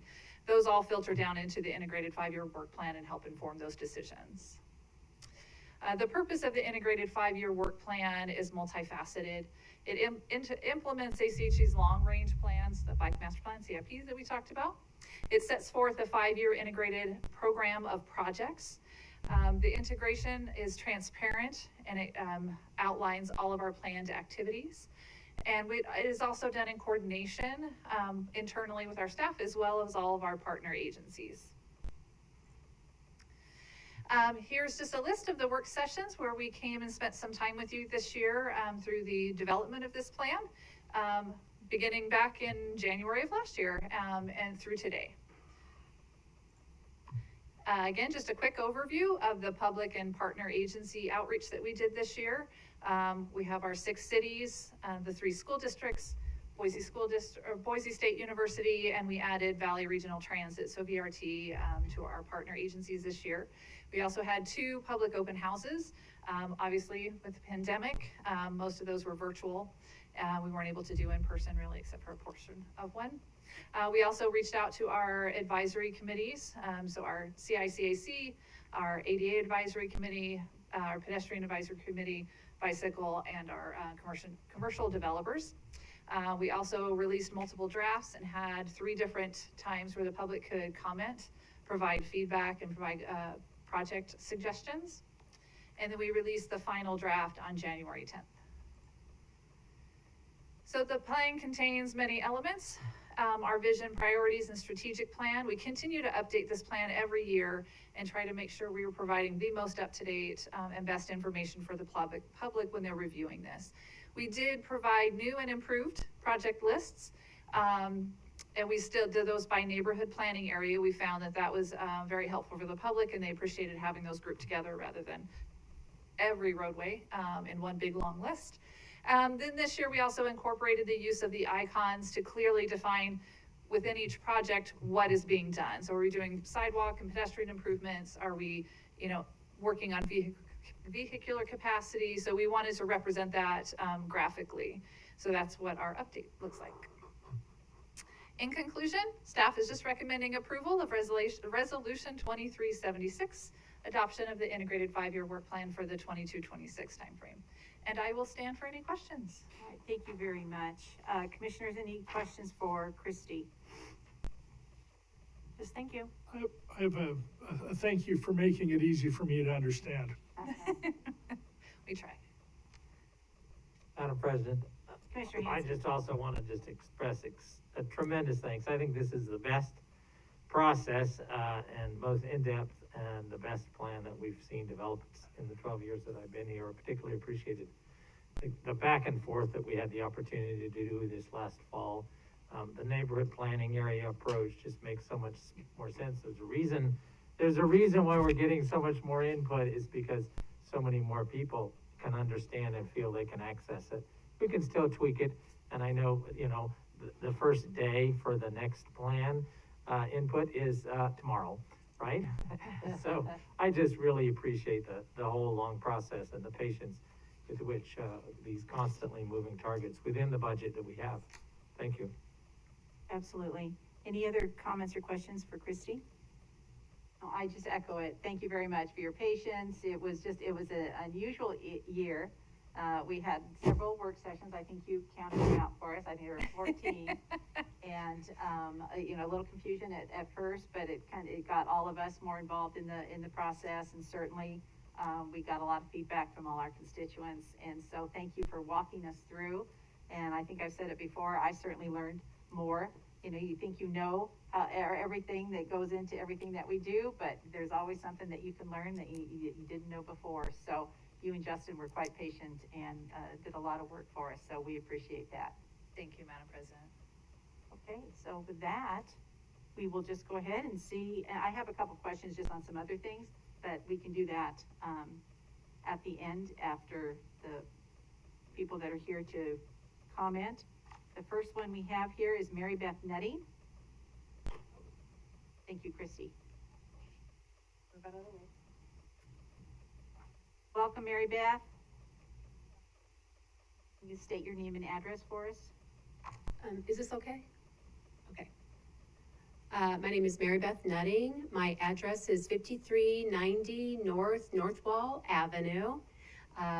President May, members of the commission, first of all, it's all nice to see all of you. Thank you so much for having this public hearing. I support the adoption of Resolution 2376. I have watched all of the meetings and work sessions and the joint meetings all of you have had with the different municipalities, city councils, and I actually wish that all of the citizens would take the time to watch what a very detailed job it is in working on this integrated 5-year work plan. So I want to thank you all for all of the work that you've done on this. I also, and I hope this is appropriate, but I want to thank Christy Inselman.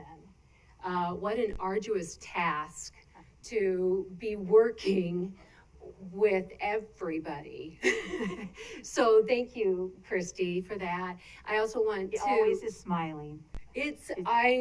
Wow, she's amazing.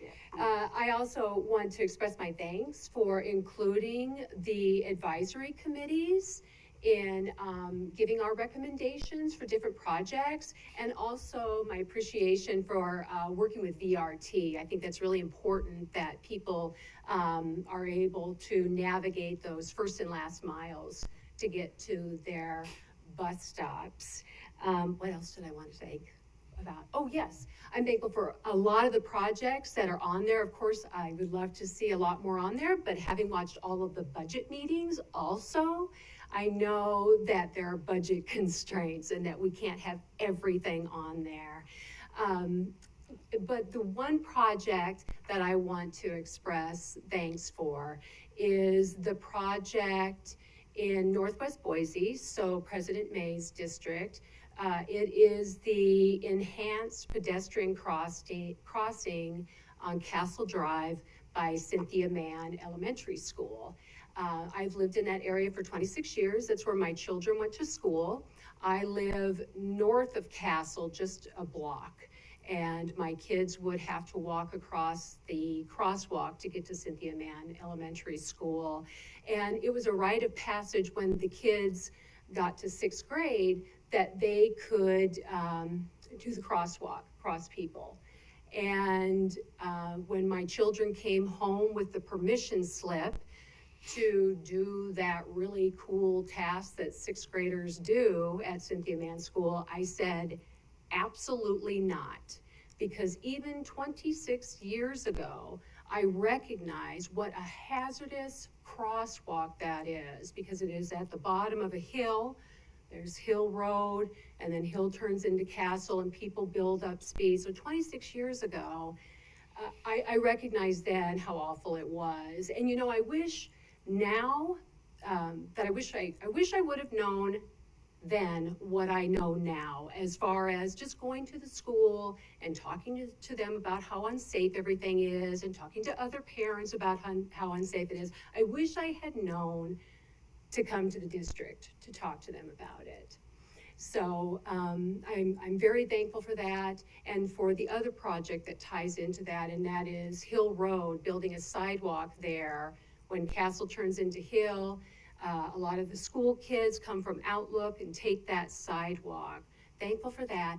And I'm hopeful that in doing that, there is a crosswalk that it runs east-west by Castle, and it's hard to visualize it, but when Hill kind of turns, there is a crosswalk, and it is very hazardous because there's a lot of traffic through there, a lot of vehicles, a lot of bicycles use that to get to that great area of Eagle to bike in, and there are a lot of pedestrians. So I'm hoping that when the district looks at that enhanced crossing and looks at the sidewalk on Hill, that they also take a look in that crosswalk, because that all ties in the connectivity. So thank you all so much for this opportunity to speak at the hearing, and I appreciate all that you do. I know it's a big task, so thank you so much. Well, thank you, Mary Beth, and thank you very much for your participation on our BAC. Absolutely. You're a valued member of that. So I appreciate that. We appreciate your guidance and your insight as well. Madam President, Commissioner I just Hanson. also want to express thanks to you, Mary Beth, and to a lot of other people who have provided input. I think it's so critical, the kinds of projects that you're describing. I was actually on a team with the school district to pass the bond that built Cynthia Mann School, I want to say 32 years ago.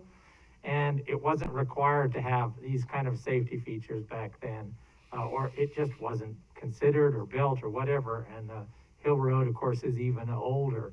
And there's so many things, so why the list is so long, that we just, in the past, we just simply skipped over. They would be required today if it was a new construction. But in the past, they weren't required. So that's why it is so important. And the kind of involvement that you have had, even though your kids are grown and they're not going to Cynthia Mann anymore, you've stayed involved, and that's so important. You've mentored other people to be involved, and that's critical for us to help prioritize, because we obviously can't get all the backlog done in 1 year, but we can help prioritize where those priorities are. Thank you. Well, I appreciate that explanation, because I have been fuming for 26 years. So, thank you. Madam President, Thank you, Mary Beth. Commissioner Goldberg.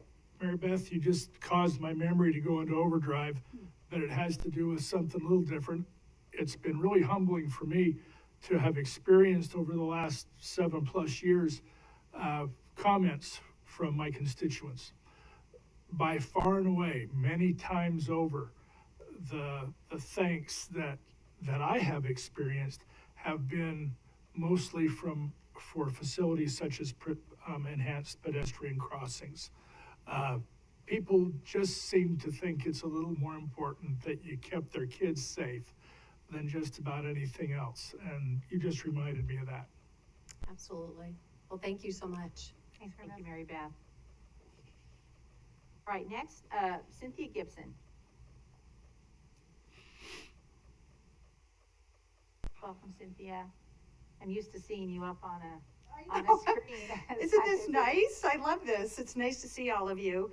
I'm Cynthia Gibson. My address is 2004 North 9th Street in Boise. Before I start, I really want to thank some staff though, because I will forget by the time I get done with this. So I do want to tell you that Christy, not only was she super responsive during the week, but I emailed her. It was like the weekend before Christmas, and I had a question and I sent it on like a Saturday or a Sunday, and she responded. I got so mad at her. So kudos to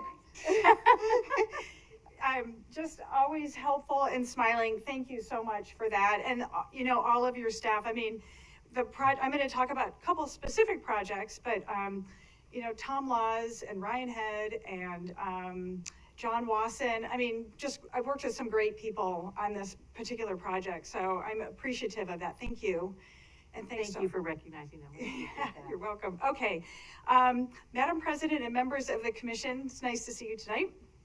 I'm here tonight to thank you for the adoption of the integrated 5-year work plan, and I'd like to talk about 2 specific projects on the plan that I'm thrilled to see happen and I'm looking forward to working on. The first one is the Longfellow Elementary attendance area pedestrian improvements. And then the second one is the residential capital maintenance project that's on 9th Street, so 8th and 9th Street in my neighborhood. The residents of these 2 streets are working together because whatever happens on one street directly impacts the other street. That's the nature of our neighborhood. We want to see these projects not only included in this plan, but advanced to project completion, along with traffic calming on the entire length of both of these streets from one end to the other, because that creates a better network design. So I have in my hand, these are the ACHD petition that we got signed by 75% of the homeowners on our streets. Well, the ones that have one signature on them, those were the out-of-staters, and we had to mail them a letter, and they actually sent these back. So we've got a bunch of those. A lot of work just tracking them down and trying to get a hold of them, I know. Yeah. It was a fun project, but it was a lot of work. And then we have other pages that are completely filled. So it's 208 signatures that represent 75% of our 2 streets, 8th and 9th Streets. And also, in addition to that, out of the 157 public comments made on the work plan, 52 of those were from residents on 8th and 9th Streets. So that reflects 33% of all the comments made on the plan. This group of neighbors is fired up, and they are ready to partner with ACHD to seriously work on designing a safe, people-friendly 20 mile-an-hour street, 2 streets. There are 4 schools located on or near these streets and numerous daycares. So the history of this neighborhood in ACHD is fairly lengthy. I'm not going to share it all with you, but I am going to read a short statement from 1977. It was the city of Boise's report on the proposed Somerset Ridge development. And I'll quote, "The transportation network and traffic impacts relating to this site's development will definitely have effects on the built community. Without question, increased traffic on North 8th and 9th will be most severe." And that was 45 years ago. Then ACHD conducted a traffic study in 2000 that determined that, again, quote, "traffic volumes would increase on 8th 9th, Brumback, 15th, and Harrison, exceeding planning thresholds in some cases. Increased development has been allowed based on the assumption that according to district policy, these streets would receive traffic calming.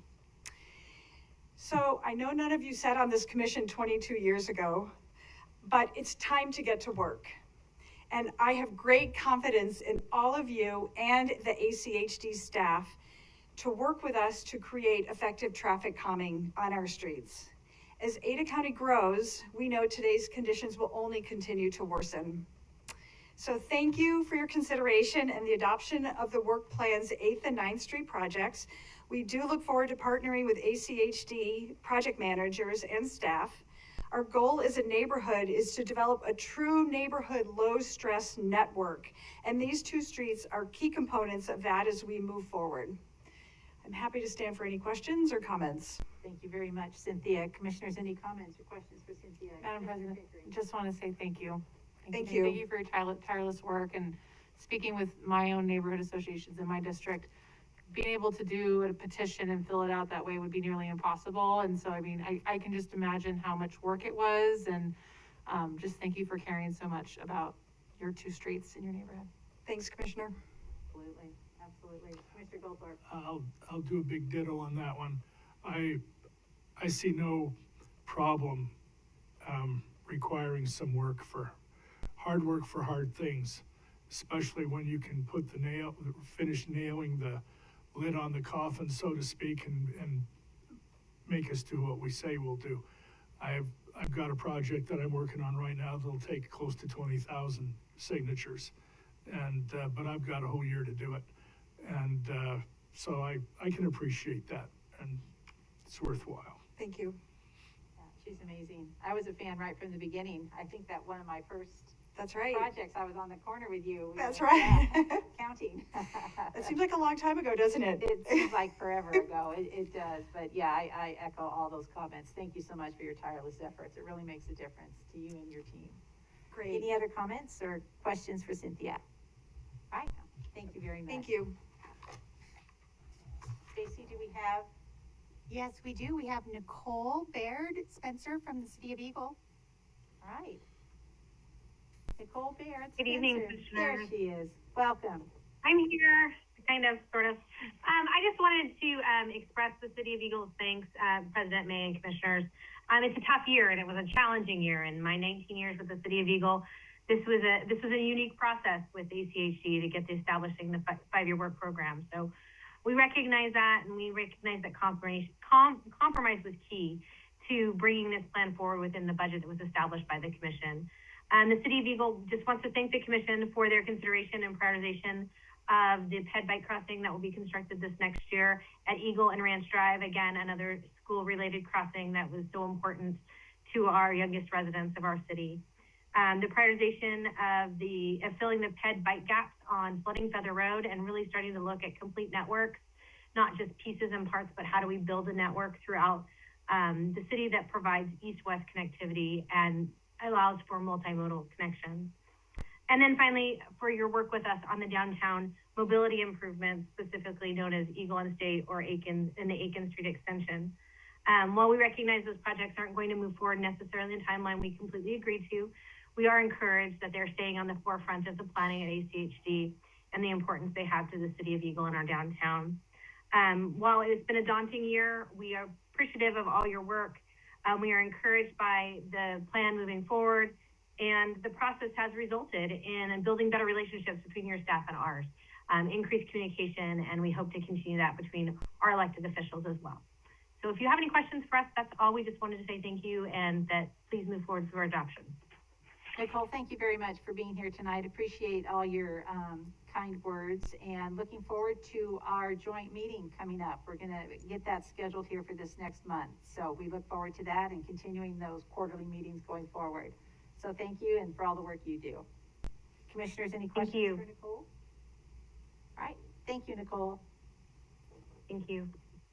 Next up, we have Mr. John Mooney with the Barber Valley Neighborhood Association. Mr. John Mooney, welcome. President May, thank you very much. Commissioners, ditto on all the thanks regarding Christy's work and the staff's work. Coming to you from John Mooney, before you start, 7153. could you just state your Yeah, name and address? 7153 East Highland Valley Road in Boise. I'm coming to you from one of the Boise neighborhood associations. I represent the Barber Valley Neighborhood Association. We've got two projects in the draft work plan that we wanted to highlight and discuss real briefly with you. Page 28 of 70 on the adoption draft is where our projects are. Our two projects are both crossing projects to mitigate the risk to pedestrians crossing East Warm Springs Avenue between East Junior High and State Highway 21. This is a distance of 3.5 miles on East Warm Springs Avenue, and there are currently no crossings along this residential arterial. And we're here to request the crossings at Maynard and Skybar be accelerated from 2024 construction to 2023. If this is not possible due to budget limitations, we certainly understand that, but we would ask that these two critical crossing projects be deemed shovel-ready in the event additional funding does become available. As background for our request, we'd like to stress that the fundamental safety issue we're trying to solve is that Warm Springs Avenue is a former state highway designed for high-speed motor vehicle traffic and is now a residential arterial, which acts more like a residential collector. There have been no design changes to Warm Springs in this area of the city, and as a result, motor vehicle traffic speed is excessive, well beyond the posted 45 mile per hour speed limit. To exacerbate the situation, more than 90% of the residences are on the north and east of Warm Springs, and attractions like the Greenbelt, Shakespeare Festival, Riverstone School, Diane Moore Nature Center, the future Sue Howell City Park, and the river are on the south and west side. In addition, our neighborhood includes numerous wildlife corridors charted by the Idaho Fish and Game Department that were preserved to connect the Boise River Wildlife Management Area and the Barber Pool Conservation Area. The investment in conservation is lost when we fail to protect both pedestrians and wildlife moving to and from the attractions in our neighborhood. Conduit was installed at these two locations in preparation for the crossing projects in 2019. In addition to asking to make these shovel-ready projects, we also wish to be involved in the design of these crossings. We must make design efforts now to calm motor vehicle traffic, and these two crossings would be perfect opportunities to transition a former high-speed state highway into a safe neighborhood collector. These two crossings are unique within your network based on the large conservation areas on both sides of the street. We request special design considerations to include the possibilities of pedestrian islands, curb extensions, or whatever your fine staff deems appropriate to reduce motor vehicle speeds. In addition, we would welcome temporary design features at the proposed crossing to begin to acclimate motor vehicle traffic to the upcoming crossing projects. In summary, please complete the designs for these crossings soon so they're shovel-ready. Please include crossing design features that serve to reduce motor vehicle speeds. And please include resources in the crossing projects to include temporary design features to begin to slow motor vehicle traffic now. In the meantime, please recognize that we have a significant number of kids from the south end of the valley commuting on the Greenbelt to both Riverstone and East Junior High, which means they're crossing Warm Springs, often in low light conditions, and their safety is severely compromised. Once again, thanks for the staff's outreach and your guidance and leadership on this. Thank you. Thank you, John. Commissioners, any questions or comments for John? I just want to extend my appreciation to John and the Barber Valley Neighborhood Association, one of the best organized neighborhood associations. And he understands one of the reasons why when those neighborhoods in the Barber Valley were being built out and planned, ACHD still had Warm Springs at 5 lanes. And so it couldn't require the developer to do much of the improvements on the frontage of Warm Springs. And thanks to Commissioner Goldthorpe, myself, and one others, we were able to change that a number of years ago. But by that time, the developments were already planned out and developed. So now, of course, we have to pay for the improvements. This is an old state highway. Again, very unique state highway turned into a local, basically, collector or minor arterial. Very unique situation, but it's almost completely built out at that end. And so I'm glad we're gonna have the design done this year. So we'll have the designs, and the design will have a vision towards making sure that traffic goes through that at the posted speed limit, and not to race through as they did back when it was a state highway, and unfortunately continue to do. And I would hope that as resources are available, and we're competing obviously for resources around the whole county, we might be able to move up the construction. I'm pleased at least we won't have a right-of-way issue, because we own all that right-of-way. We own way too much right-of-way, in fact, along that corridor. But I'm glad we're gonna do the design this year. Thanks, John. Thank you, Commissioner Hanson. All right, Ms. Spencer, That is everybody who has signed up. that's everybody.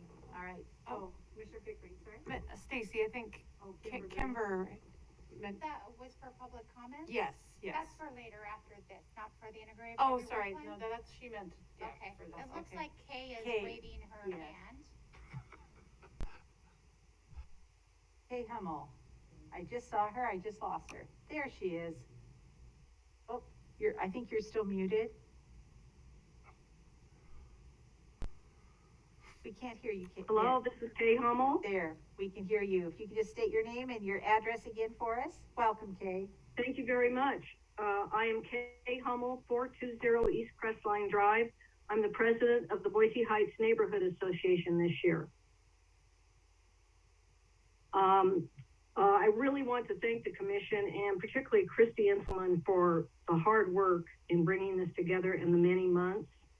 And I really appreciate all the neighborhoods and the cities that have fed their concerns and the committees into the product. And many of us who actually read it, are overjoyed at the better formatting. So hats off to all of you. There you go. It's really important that it be usable and that all the inputs came into it. Our neighborhood, as a matter of course, talks to our longtime friends down in the north end below us.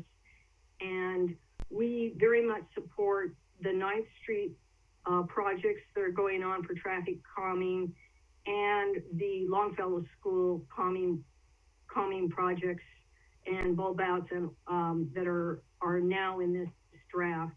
And I will say on a personal note, my 2 grown sons attended 3 of the 4 schools that Cynthia referenced in that area, and one of the daycares in that area. And so I'm keenly aware of pedestrian and cycling safety for the 33 years I have resided here. So I'm glad that's going forward, and I hope likewise similar efforts will happen with 8th Street. As you know, it's underway.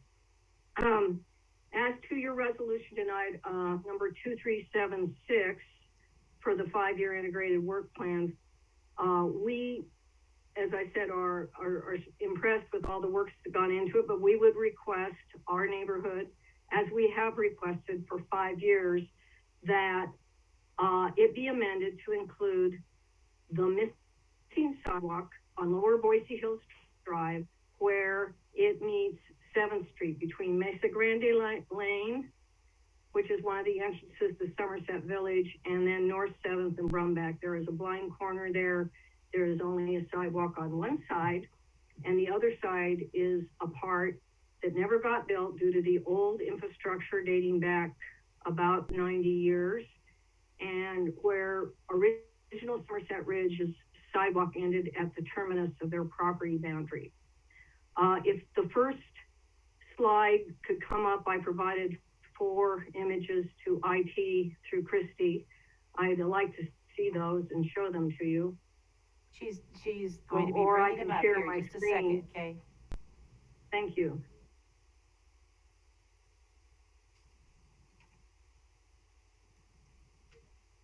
So right now you're Gotta just get- sharing with us and here, not with, there we go. I want to show this map to you, our first one, well, we can look at that image. That is walking upstream. You see the 2 students on the left who've just gotten out of North Junior High, I think, and one is in the gutter in the streetway with an oncoming car, and the other is walking on uneven gravel on the left.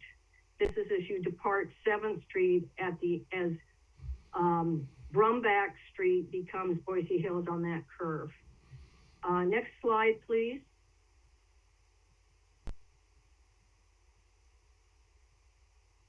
I have 4 images I provided.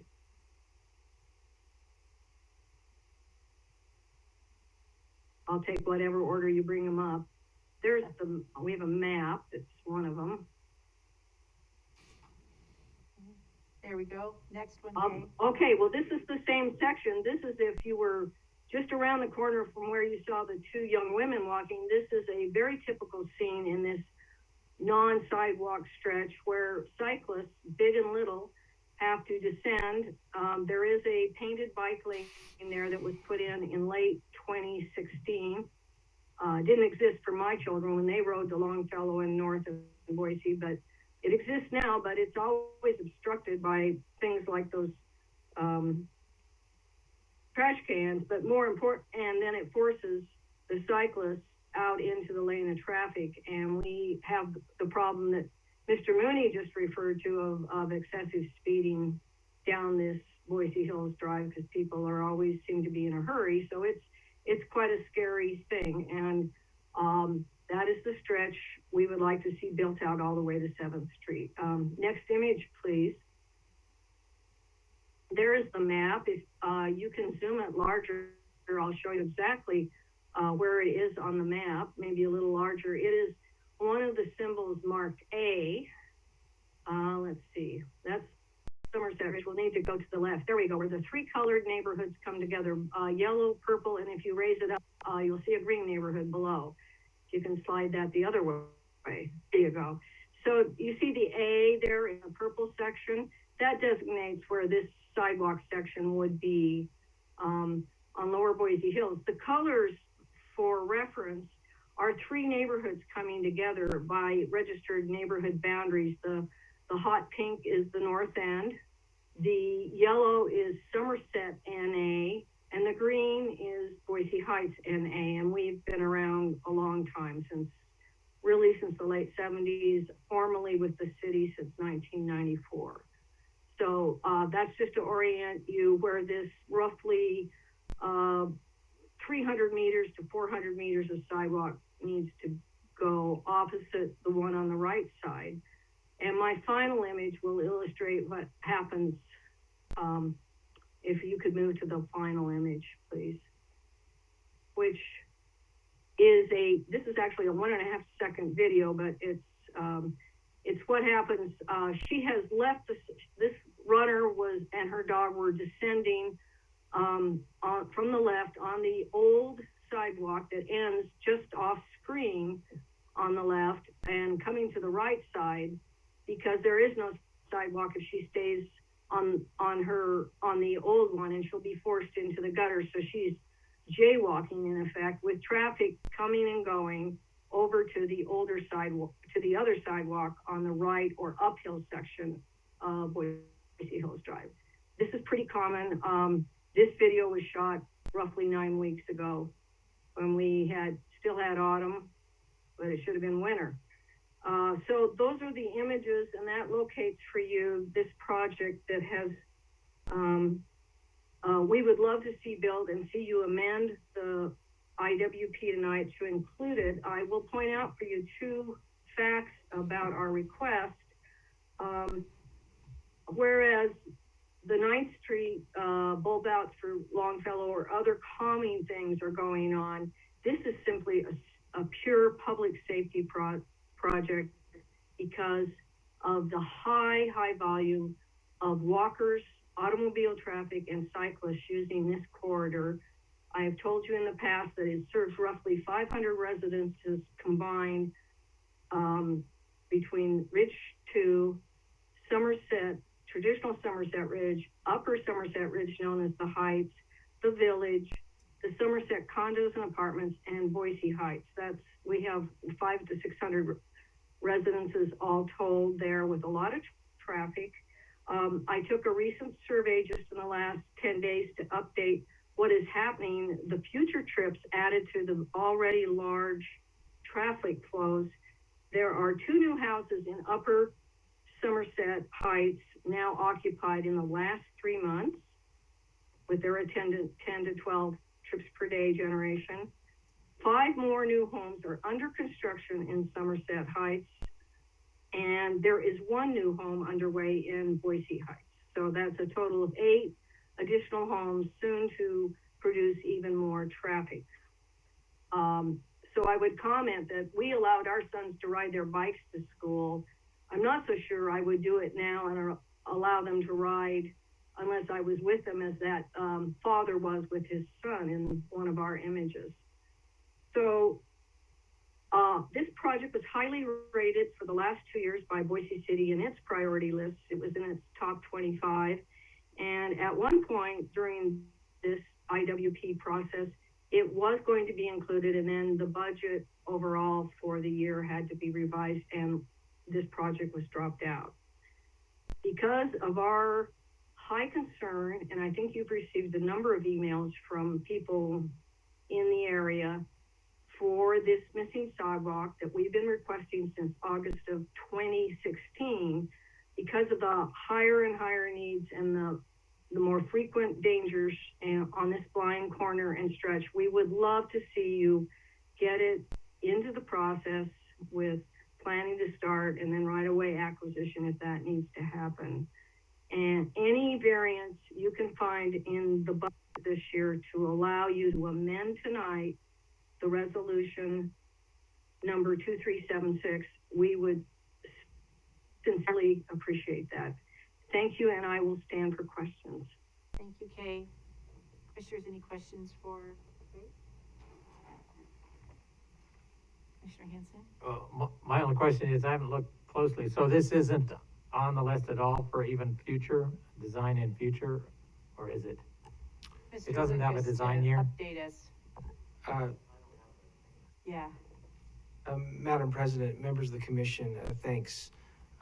I'll do my best to get this right, but if the expert needs to get up here, Christy will correct me. She's watching you. Yeah, I know, she's watching me real close. We are scoping this project this year, so similar to the effort you've seen with these other projects, we are scoping this project. As we've had discussions in the past, not all scoped projects end up named in the plan. At your discretion, if you would like to name this project in the plan, we're glad to do that. You have the ability to add that tonight. Because we're scoping it, we wouldn't be able to add dollars yet because we haven't determined that. But if you'd like us to name it and put it as a future project so it doesn't drop off the radar, we're glad to do that. We'll come back to you after scoping is complete with more details related to the cost. So it's scoping similar to the kind of scoping that was done on, that is being done, was done on Linden, Warm Springs, and Federal Way, those crossings, so it's a similar process to sort of scope out the detail. Yeah, Madam President, Commissioner Hanson, to be as clear as I can, no, we're looking at the specific improvements of just filling in those sidewalk gaps. We're not talking about a complete concept study for this area. So the scoping we're performing is very specific to the missing facilities that Ms. Hummel has called out. If there's a desire to do a larger overall concept study, as we've mentioned in the past, that's a larger process, takes more time. But that could be one of the outcomes of this scoping effort. We decide, you know, this just isn't enough and we need to do something more. But we at least want to bring you back what it will take to fill those basic gaps. Great. It sounded much simpler than the 3 scoping projects in my end of town. Yeah. The way we're looking at it right now, yes, we believe it would be simpler now. Simpler from identifying the facilities. There's grade issues, there's utility issues. You saw some of those pictures. It's not, I wouldn't call it a simple project by any means. And I think that was just pointed out, it might have been a TELUS response, but there are trees and. There will be, so there'll be. It's not an easy fix. There's going to be impacts, but that's what scoping's for. We would bring those back to you so that you can then determine how to move forward. So that is something that we could do without any negative implications this evening. So everybody's not giving me the nod. So I would ask the commission if there are any objections to moving forward in that capacity. Commissioner McKinney. Yeah, Madam President, I guess I have more general questions about, I guess, here we are at this point after a long process of putting together this integrated 5-year work plan. And I guess, two questions come to mind. Number one, our ability to make, changes at this time. And question number two is the wisdom of doing so. Because after going through this long process to get here with the plan, after everything that's gone into it, and then at the last second to say, oh, and let's do this and let's do that, strikes me as a little bit, I don't know, it just strikes me as something that's a bit concerning to do. And then likewise, because there are any number of projects that members of the community could say, hey, but wait, what about this project? What about that project? There are an unlimited number of things that could come up like that. And the value of these projects is not the question. It's really the question of, okay, the 5-year work plan represents a whole bunch of choices that have already been made. And so if now, here at the last minute, we just say, oh, and let's add this and let's add that, strikes me as kind of going against the sort of, the careful process that we've gone through over months and months. And now suddenly at the last minute to make changes to it, I'm a little bit concerned about. And those are fair points that you brought up. This particular project in this area was on my priority list, and so we have had discussions.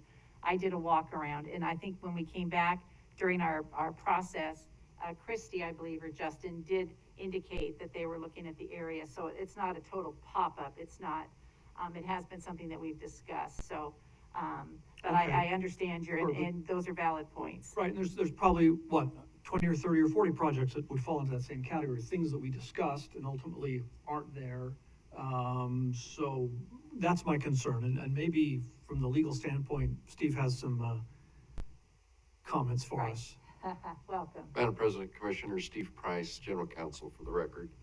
I just wanted to say, if you are going to amend the 5-year program, you would do that when you make the motion to adopt the resolution 2376. That's the time to do it. Thank you very much.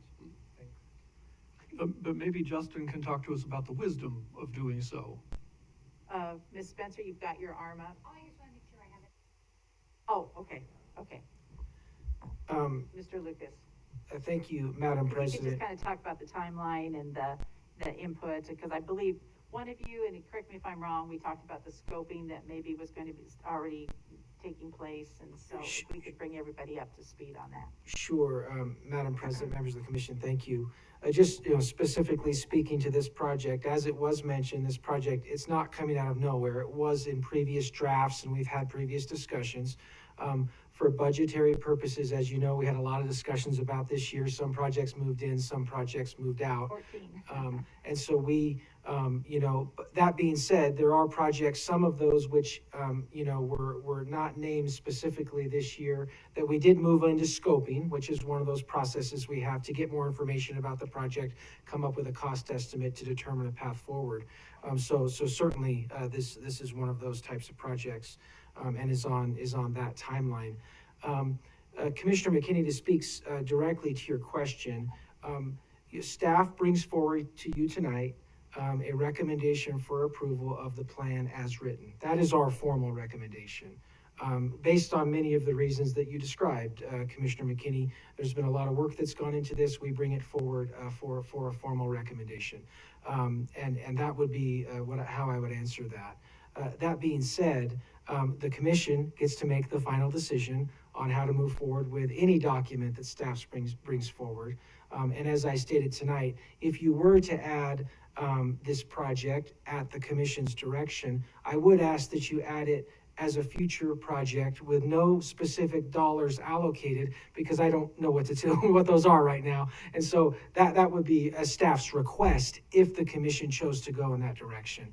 So there's really no allocation of specific funding. It's more of a way to put it in the plan, highlight it as something the commission is interested in as a future project. And there's many projects like that. As you know, this isn't a perfect process, and we're glad to take that direction anytime up until adoption. And as Mr. Price mentioned, once it's adopted, then we would move forward.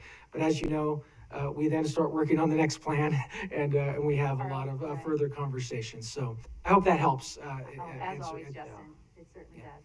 Well, and if I may, just to sort of add to that, I guess kind of and this is the concern, and this is something that I imagine, members of the public watching this process might have a similar concern, and it's to the effect that, there's a long process, public input is taken all along through the process, and with everything considered, the district puts together their 5-year work plan, and for us to make changes at this point, it sort of suggests that if a member of the community has a pet project that they really want to be done, and the whole, when everything is considered and the plan is put together and that particular project is not included for whatever reason,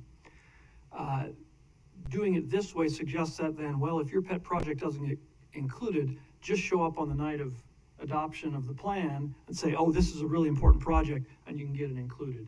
And I think just, and you have valid points, but I think by advertising this as a public hearing, we're giving that message and invitation to the public to come in and speak to us this evening.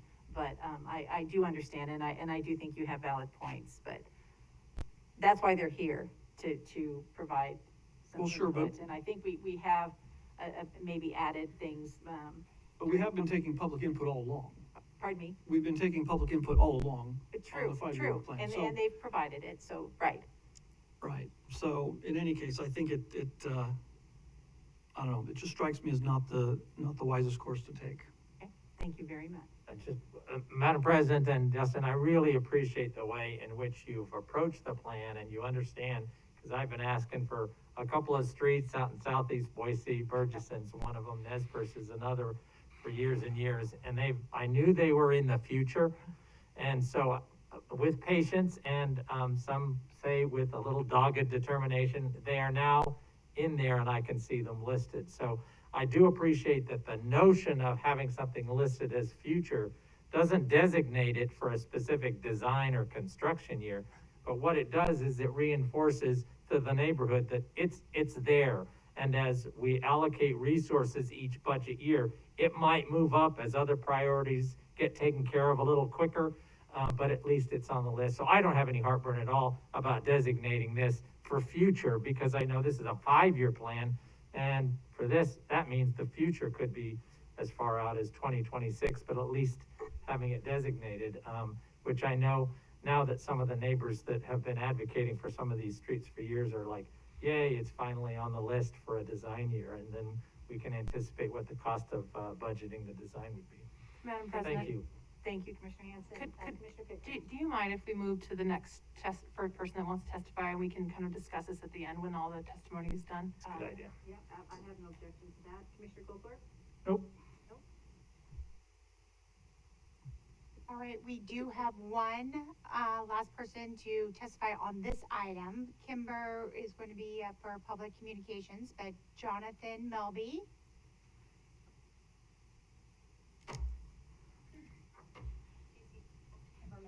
Hi, yes. My name's Jonathan Melby, and I live at 2924 North Maywood Avenue. I'm a resident of the West Bench neighborhood and currently serve as president of the West Bench Neighborhood Association. Today, though, I'll be speaking as an individual resident. I'd like to briefly comment on one of the projects in the 5-year plan. I'm pleased to hear that the plan includes the Mountain View project in West Bench. It's a very busy segment of road, and it's kind of in the heart of an area where we have a lot of important projects going on for the neighborhood. And I was happy to hear that ACHD is proactively coordinating across some of these projects, such as the Goddard Path, and I hope that we'll be able to make sure that the project is well connected with what's going on in the area and concerns in the area, such as the Spalding Ranch development and traffic calming on West Bench, or on Mountain View. So again, I'm expressing thanks, and I believe we do have some other residents in the area who may wish to speak, perhaps Kimber Green and perhaps others. But I'll conclude with those comments. Thank you. Thank you very much, Jonathan. We appreciate it. Ms. Green? Thank you for your patience. You've been waiting for a while. Thank you. I appreciate everyone who's been speaking and all the information tonight. And I'm hearing a similar theme, safety, which I will touch on next. My name is Kimber Green. I live at 4140 North Mountain View Drive in Boise on the West Bench. I essentially live at the intersection of Cole Road and Mountain View. And I'm speaking for myself and my family, but also I have some neighbors that weren't able to attend tonight that did ask that I would speak for them as well. Tim and Whitney Bachman, Bill and Sandy Sinclair, and Annie and Rich Bowler. They asked that I would speak for them as well because we all have the same interests. This between Cole Road and Glenwood is a very busy stretch of road. The traffic pattern coming up Glenwood, which zigzags down Mountain View to Cole Road and vice versa. We had a traffic calming assessment. We have over 11,000 cars that travel on this road daily. I would say that might even be on the low number because when this assessment was done, it's not the busiest time of year with all the activities that go around here with at the fairgrounds down below us. The city of Boise is putting in Spalding Ranch Park. It's a 20-acre community park that's being developed. It's already been started. And then Energize Boise is putting in the Settlers Canal project, which has been mentioned already tonight, or Linear Park.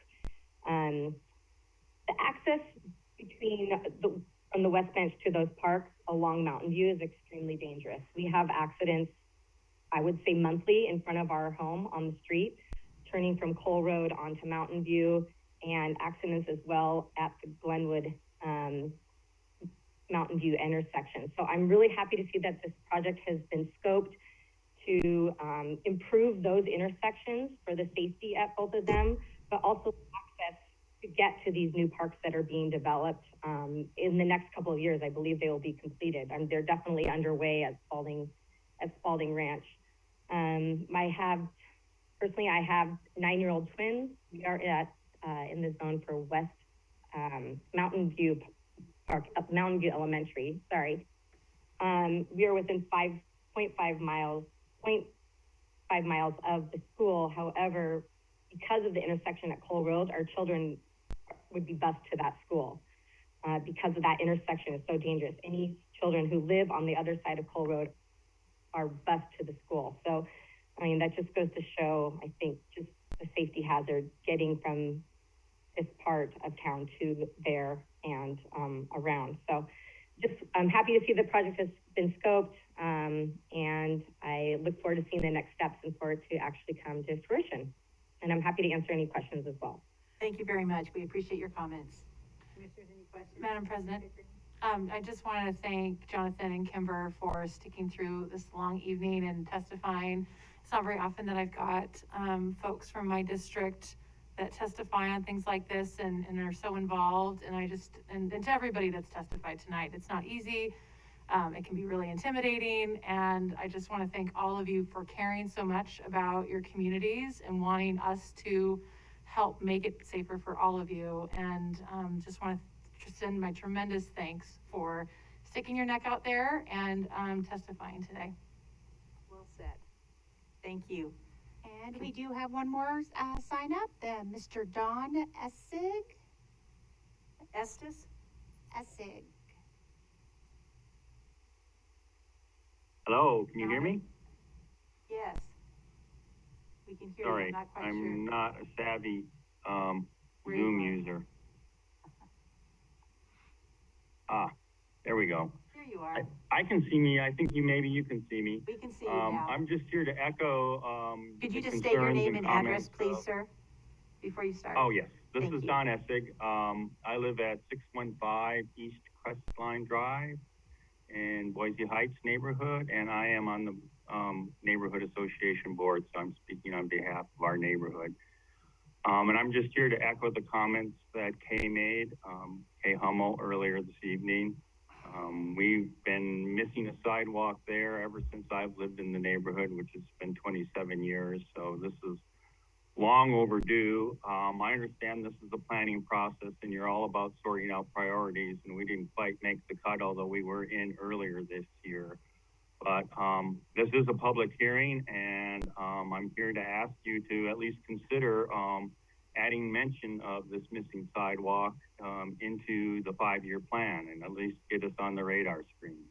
I think that's long overdue. So thank you. All right, thank you, sir. All right, any other individuals? No? All right. Christy, did you want to summarize? I think this is still part of it, if she had anything to add. Oh, I thought you said we're done with public comment? Oh, okay, so. Madam President, I'm just here to answer any questions the commission may have on the draft plan. Commissioners, any questions for Christy? No? Okay, job well done. We'll go ahead and close the public hearing then.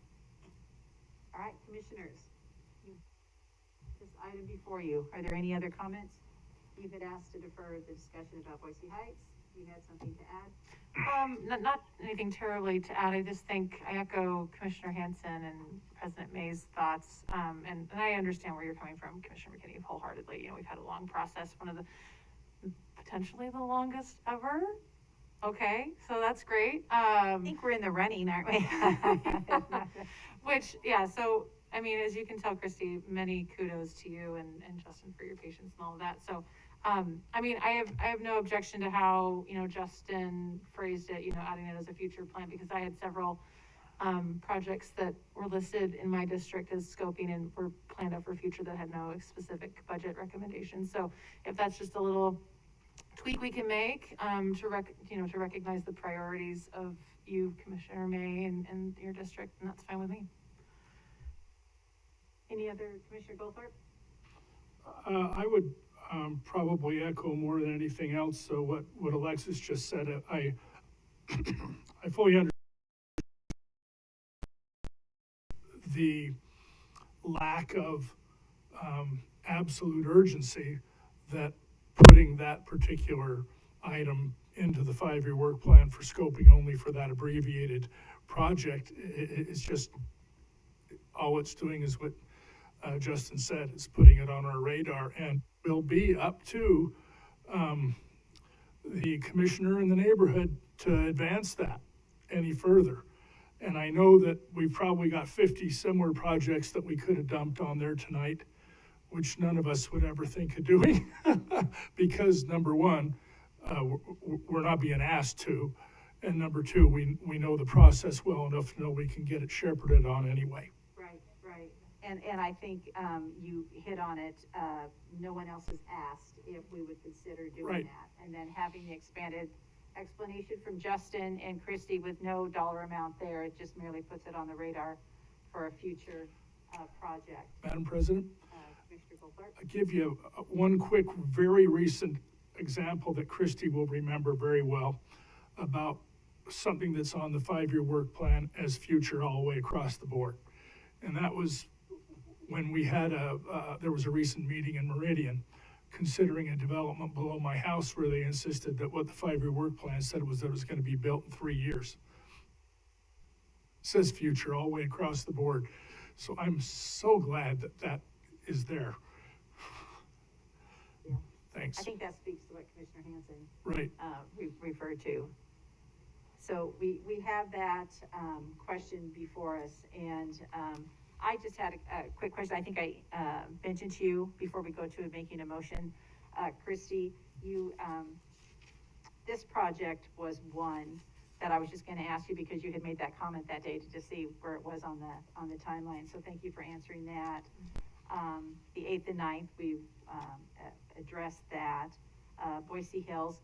The other question I had, and maybe Mr. Price, and I spoke with Director Monk earlier just to get some more information. The project out at the Pierce Park State Street intersection, I remember we had the discussion. I can't remember exactly, but I remember there was a deferment, and we were kind of guessing as to the timeline on that project. Madam President, State Street and Pierce Park is in the 5-year work plan, and we have a construction year of 2025. Of 2025, and I so appreciate that because I think it was 2026. It was, out and it was, 2025? yes, during those work sessions with the commission, that was the direction of the commission, was to move it up to So 25. I just wanted to put out there, it is just an ever-growing with the growth and all the projects that are planned out there, to just kind of, just keep that in mind, that if there, opportunity presents itself, it would be, I think, very appreciated and beneficial, and I drive that every day, and so I see the situation. We've had, members of our advisory group, both sides of the street, that is just such a congested area with a lot of near misses, a lot of users, you know, walkers, bikers, motorists, etc. So if the opportunity presents itself, I just wanted to put that out there on the record, if we can move it up to 24 at another time, not tonight. I wasn't proposing it tonight. No, Madam President, I just wanted to give you a little bit of insight. The redesign on that project should be completed in this spring? This fall, and so we'll know a lot more in terms of the future schedule of that project once we get that new design. I appreciate It's that. going to adjust the right of way and everything. Okay, I knew there was a process, and I knew we were engaged in it in the timeline, but I couldn't remember. I remembered the initial discussion that we had on that, so thank you very much, Mr. Price. All right, commissioners, Madam President, this before you. Commissioner McKinney? Madam President, I would move that we adopt resolution 2376, adopting the 22-26 integrated 5-year work plan as presented by staff. And let me just add a comment to this motion. I think, for the reasons I've stated, I think it would be prudent for us to adopt the plan as it's been presented, not taking anything away from the merits of the additional projects that have been mentioned here tonight, but just as a matter of, wise policymaking procedures. I think this is the way to go, and that's why I've presented this motion. Okay, thank you. We have a motion? Madam President, question. Oh, sorry, no, I'm not seconding, no. Is there a second? All right, Madam President, I'll make a motion. are you making a substitute motion? No, The well, original there's- motion dies for lack of a second. Okay. All right, thank I'll you. make a motion to adopt resolution 2376 with the addition of the inclusion of the Lower Brumback Boise Hills Drive sidewalk request for future design, scoping and design. I'll second that. All right, commissioners, we have a motion. Any further discussion? Let me just say, if I may, Commissioner McKinney? Madam President, as I've said, I'm in favor of adopting the integrated 5-year work plan as presented, and my vote against this motion will only be simply because I don't like adding on these things at the last minute. Understood. Madam President. Thank you. Commissioner Pickering? I just want to extend, again, I know it's been a lot tonight, but I just want to say thank you to our staff for being patient with us, and I just want to thank my fellow commissioners. I've learned a lot in this first time process for me, and thank you, staff, for being patient with me as a new commissioner, and I'm just very, very excited to vote in favor of my first integrated 5-year work plan. It's a big deal, for sure. All right, so we have a motion with a second. No further discussion. All in favor, please signify by saying aye. Aye. Opposed? No. Motion carries. Thank you very much. Christy and Justin and your team, you're superstars. Thank you very much for all your hard work. All right, we have one more item. The 2022 Residential Capital Maintenance HB 312 Supplemental Agreement Design, I think it's supposed to say contract. Request for approval. Madam President, members of the commission, thank you.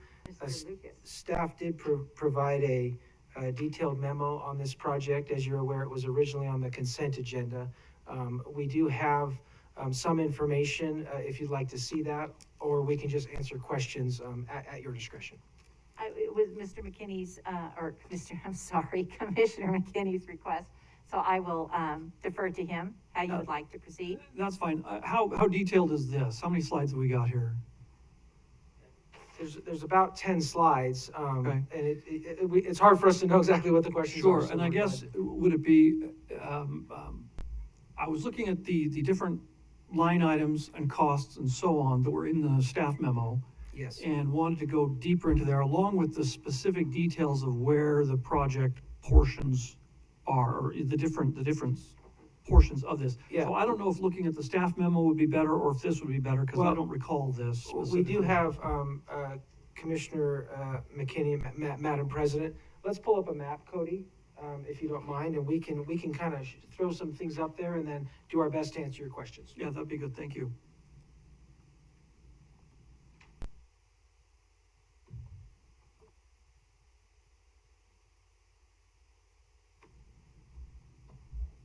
So yeah, project overview, excuse me. For the record, Cody Homan, Capital Projects Project Manager for this 2022 residential capital maintenance project. Slow down a little bit. So just overview, that's included in the memo. Here's the first map, including most of the segments. These are all west of downtown Meridian, except for Broadway down there in the southeast corner. And then there's also a section of Washington Street, 6th Street, and a little piece of 7th Street sidewalk that we added with this proposed scope change. The one that you added, that was one of our gap requests. Washington Street was, yes, part of the accelerated scoping program. The little piece on 7th Street was part of the last on-site project team review. There's a little pathway that goes over to Meridian Middle School, and we realized it'd be nice to add that sidewalk there. Right now, we have the right-of-way. Probably can't fit it on both sides, but we thought we'd get it on one side.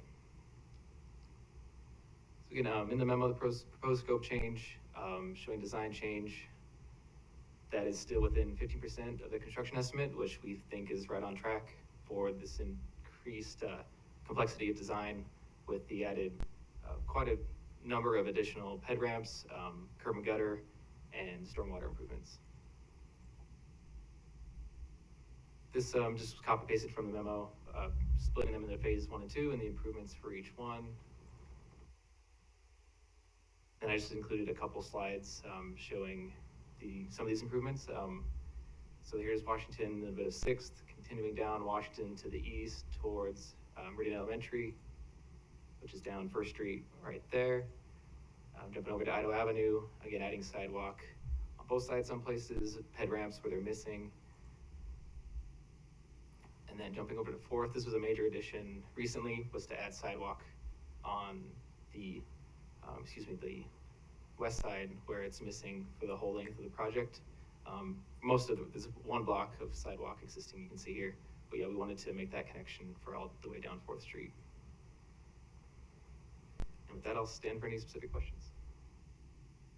So let me ask if I may, this is part of the capital maintenance.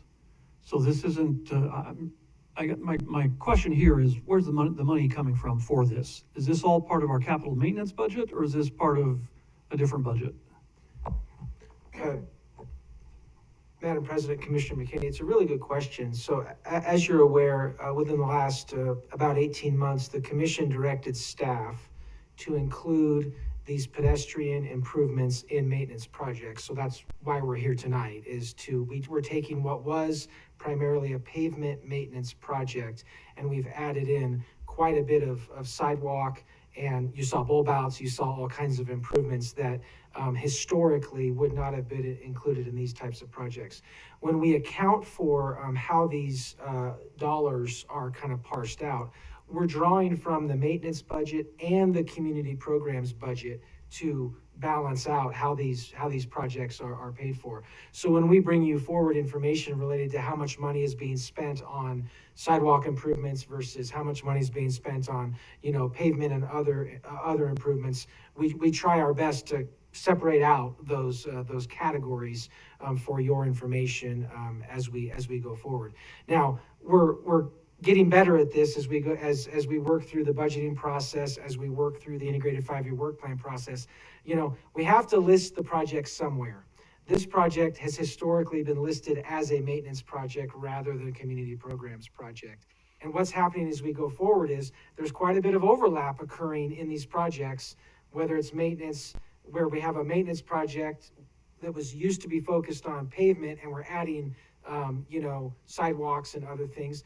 And sometimes it's the other way around. We have a community programs project where we're adding in pavement maintenance. So it happens on both sides and within both programs. And we're trying to increase our tools to be able to separate out how all this funding works. Ultimately, we're trying to follow your direction and bring you back as much information as we can about the implications of all of these decisions. And as you can see tonight, when we add in more stuff, the projects are more expensive. That's So in Justin, general. just to clarify, so we approved this, it was in 2020, correct, initially, this project? Yeah, correct. This has been in the plan for a few years. I believe it was originally in 2020. Like 2020? Yes. And so with the new direction that came down, go in once, get these things done. Correct. And then we added a gap, correct, and a gap request to this, so that speaks to the elevation of the cost. Exactly. So the cost at this point is roughly around 6 million.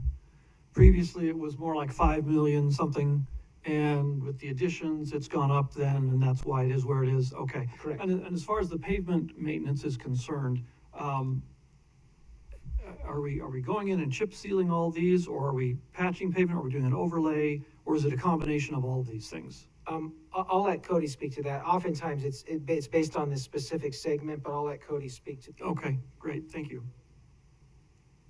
President May, Commissioner McKinney, so this one we knew was going to be a little bit deeper, so all of the segments are either full reconstruct, it goes down to either the base or the sub-base. A couple of them are just remove and replace the asphalt. Most of those are in phase 1, so we can get those designed and out ready to go for construction this year, with the more impactful ones, with the additions of the sidewalk, moving into phase 2 for construction next year.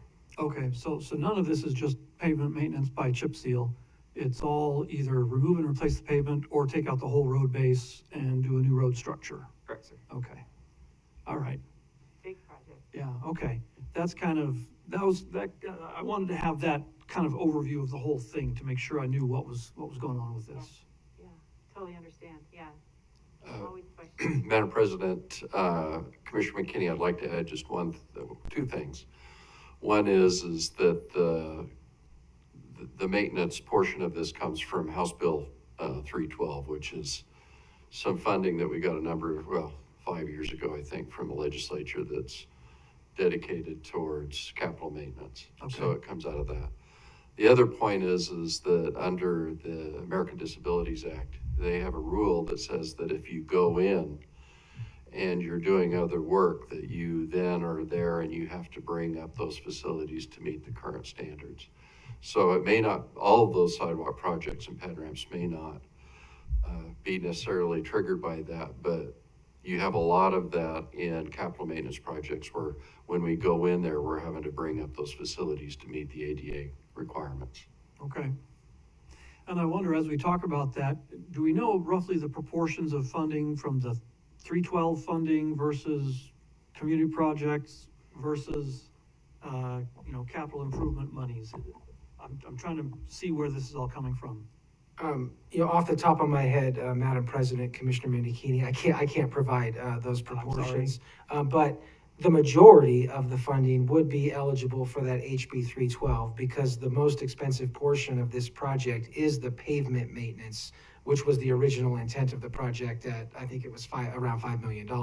So the additional on top of that, there's other monies that would go towards that. Some of that may also be eligible for House Bill 312, depending on what it is. So I think Steve's statement that the vast majority of this project is highlighted in our budget and in our integrated 5-year work plan as House Bill 312 dollars, which is allocated for exactly these activities. Okay, so out of that 6 million, we're looking at probably 4 or 5 million of that is the 312 money? Yes. Okay. All right. Good.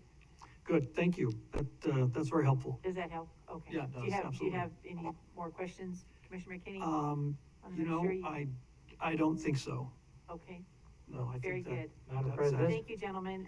Commissioner I just Hanson? want to thank Justin and Cody. I really appreciate this. This is so important to integrate this, and imagining what the neighbors would do once you ripped up the surface quite deep to the road and you fill it in, it's a nice new road, and they're like, and you didn't finish the sidewalks? You didn't put ramps so it's really, this is really great. I want to give huge kudos to the integration of it from the standpoint of how would the neighbors view the work that we're gonna come in, and do in their neighborhood. I'm not familiar with this neighborhood at all. It looks like there's some straight old roads. Hopefully there, as you can imagine, I looked at the bulb outs and I got very excited, but would love more.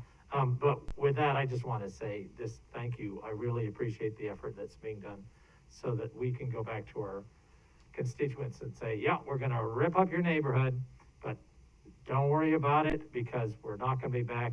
We won't need to be back for another generation. Right.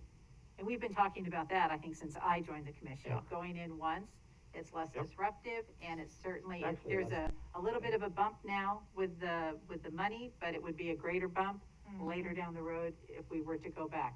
So it really is a win. Little sticker shock, but we appreciate all your efforts on that. So, commissioners, any other questions? A comment, I think we ought to go ahead and let Commissioner McKinney make the motion to approve. Sure, yeah, I'm happy to do so. Madam President, I move that we approve the 2022 Residential Capital Maintenance HB 312 Supplemental Agreement that is listed as item 4, was originally listed as item 4 on the consent agenda, and I guess now is item 2 on our regular agenda. All right, we have a motion. I'll second. Yes. Oh, Commissioner Goldthorpe made a second. Any further discussion? All right, commissioners, please signify by saying aye. Aye. Aye. Aye. Any opposed? Motion carries. All right, thank you very much. That takes us to discussion items. Is there anything that we have missed, commissioners, that you would like to add to the evening?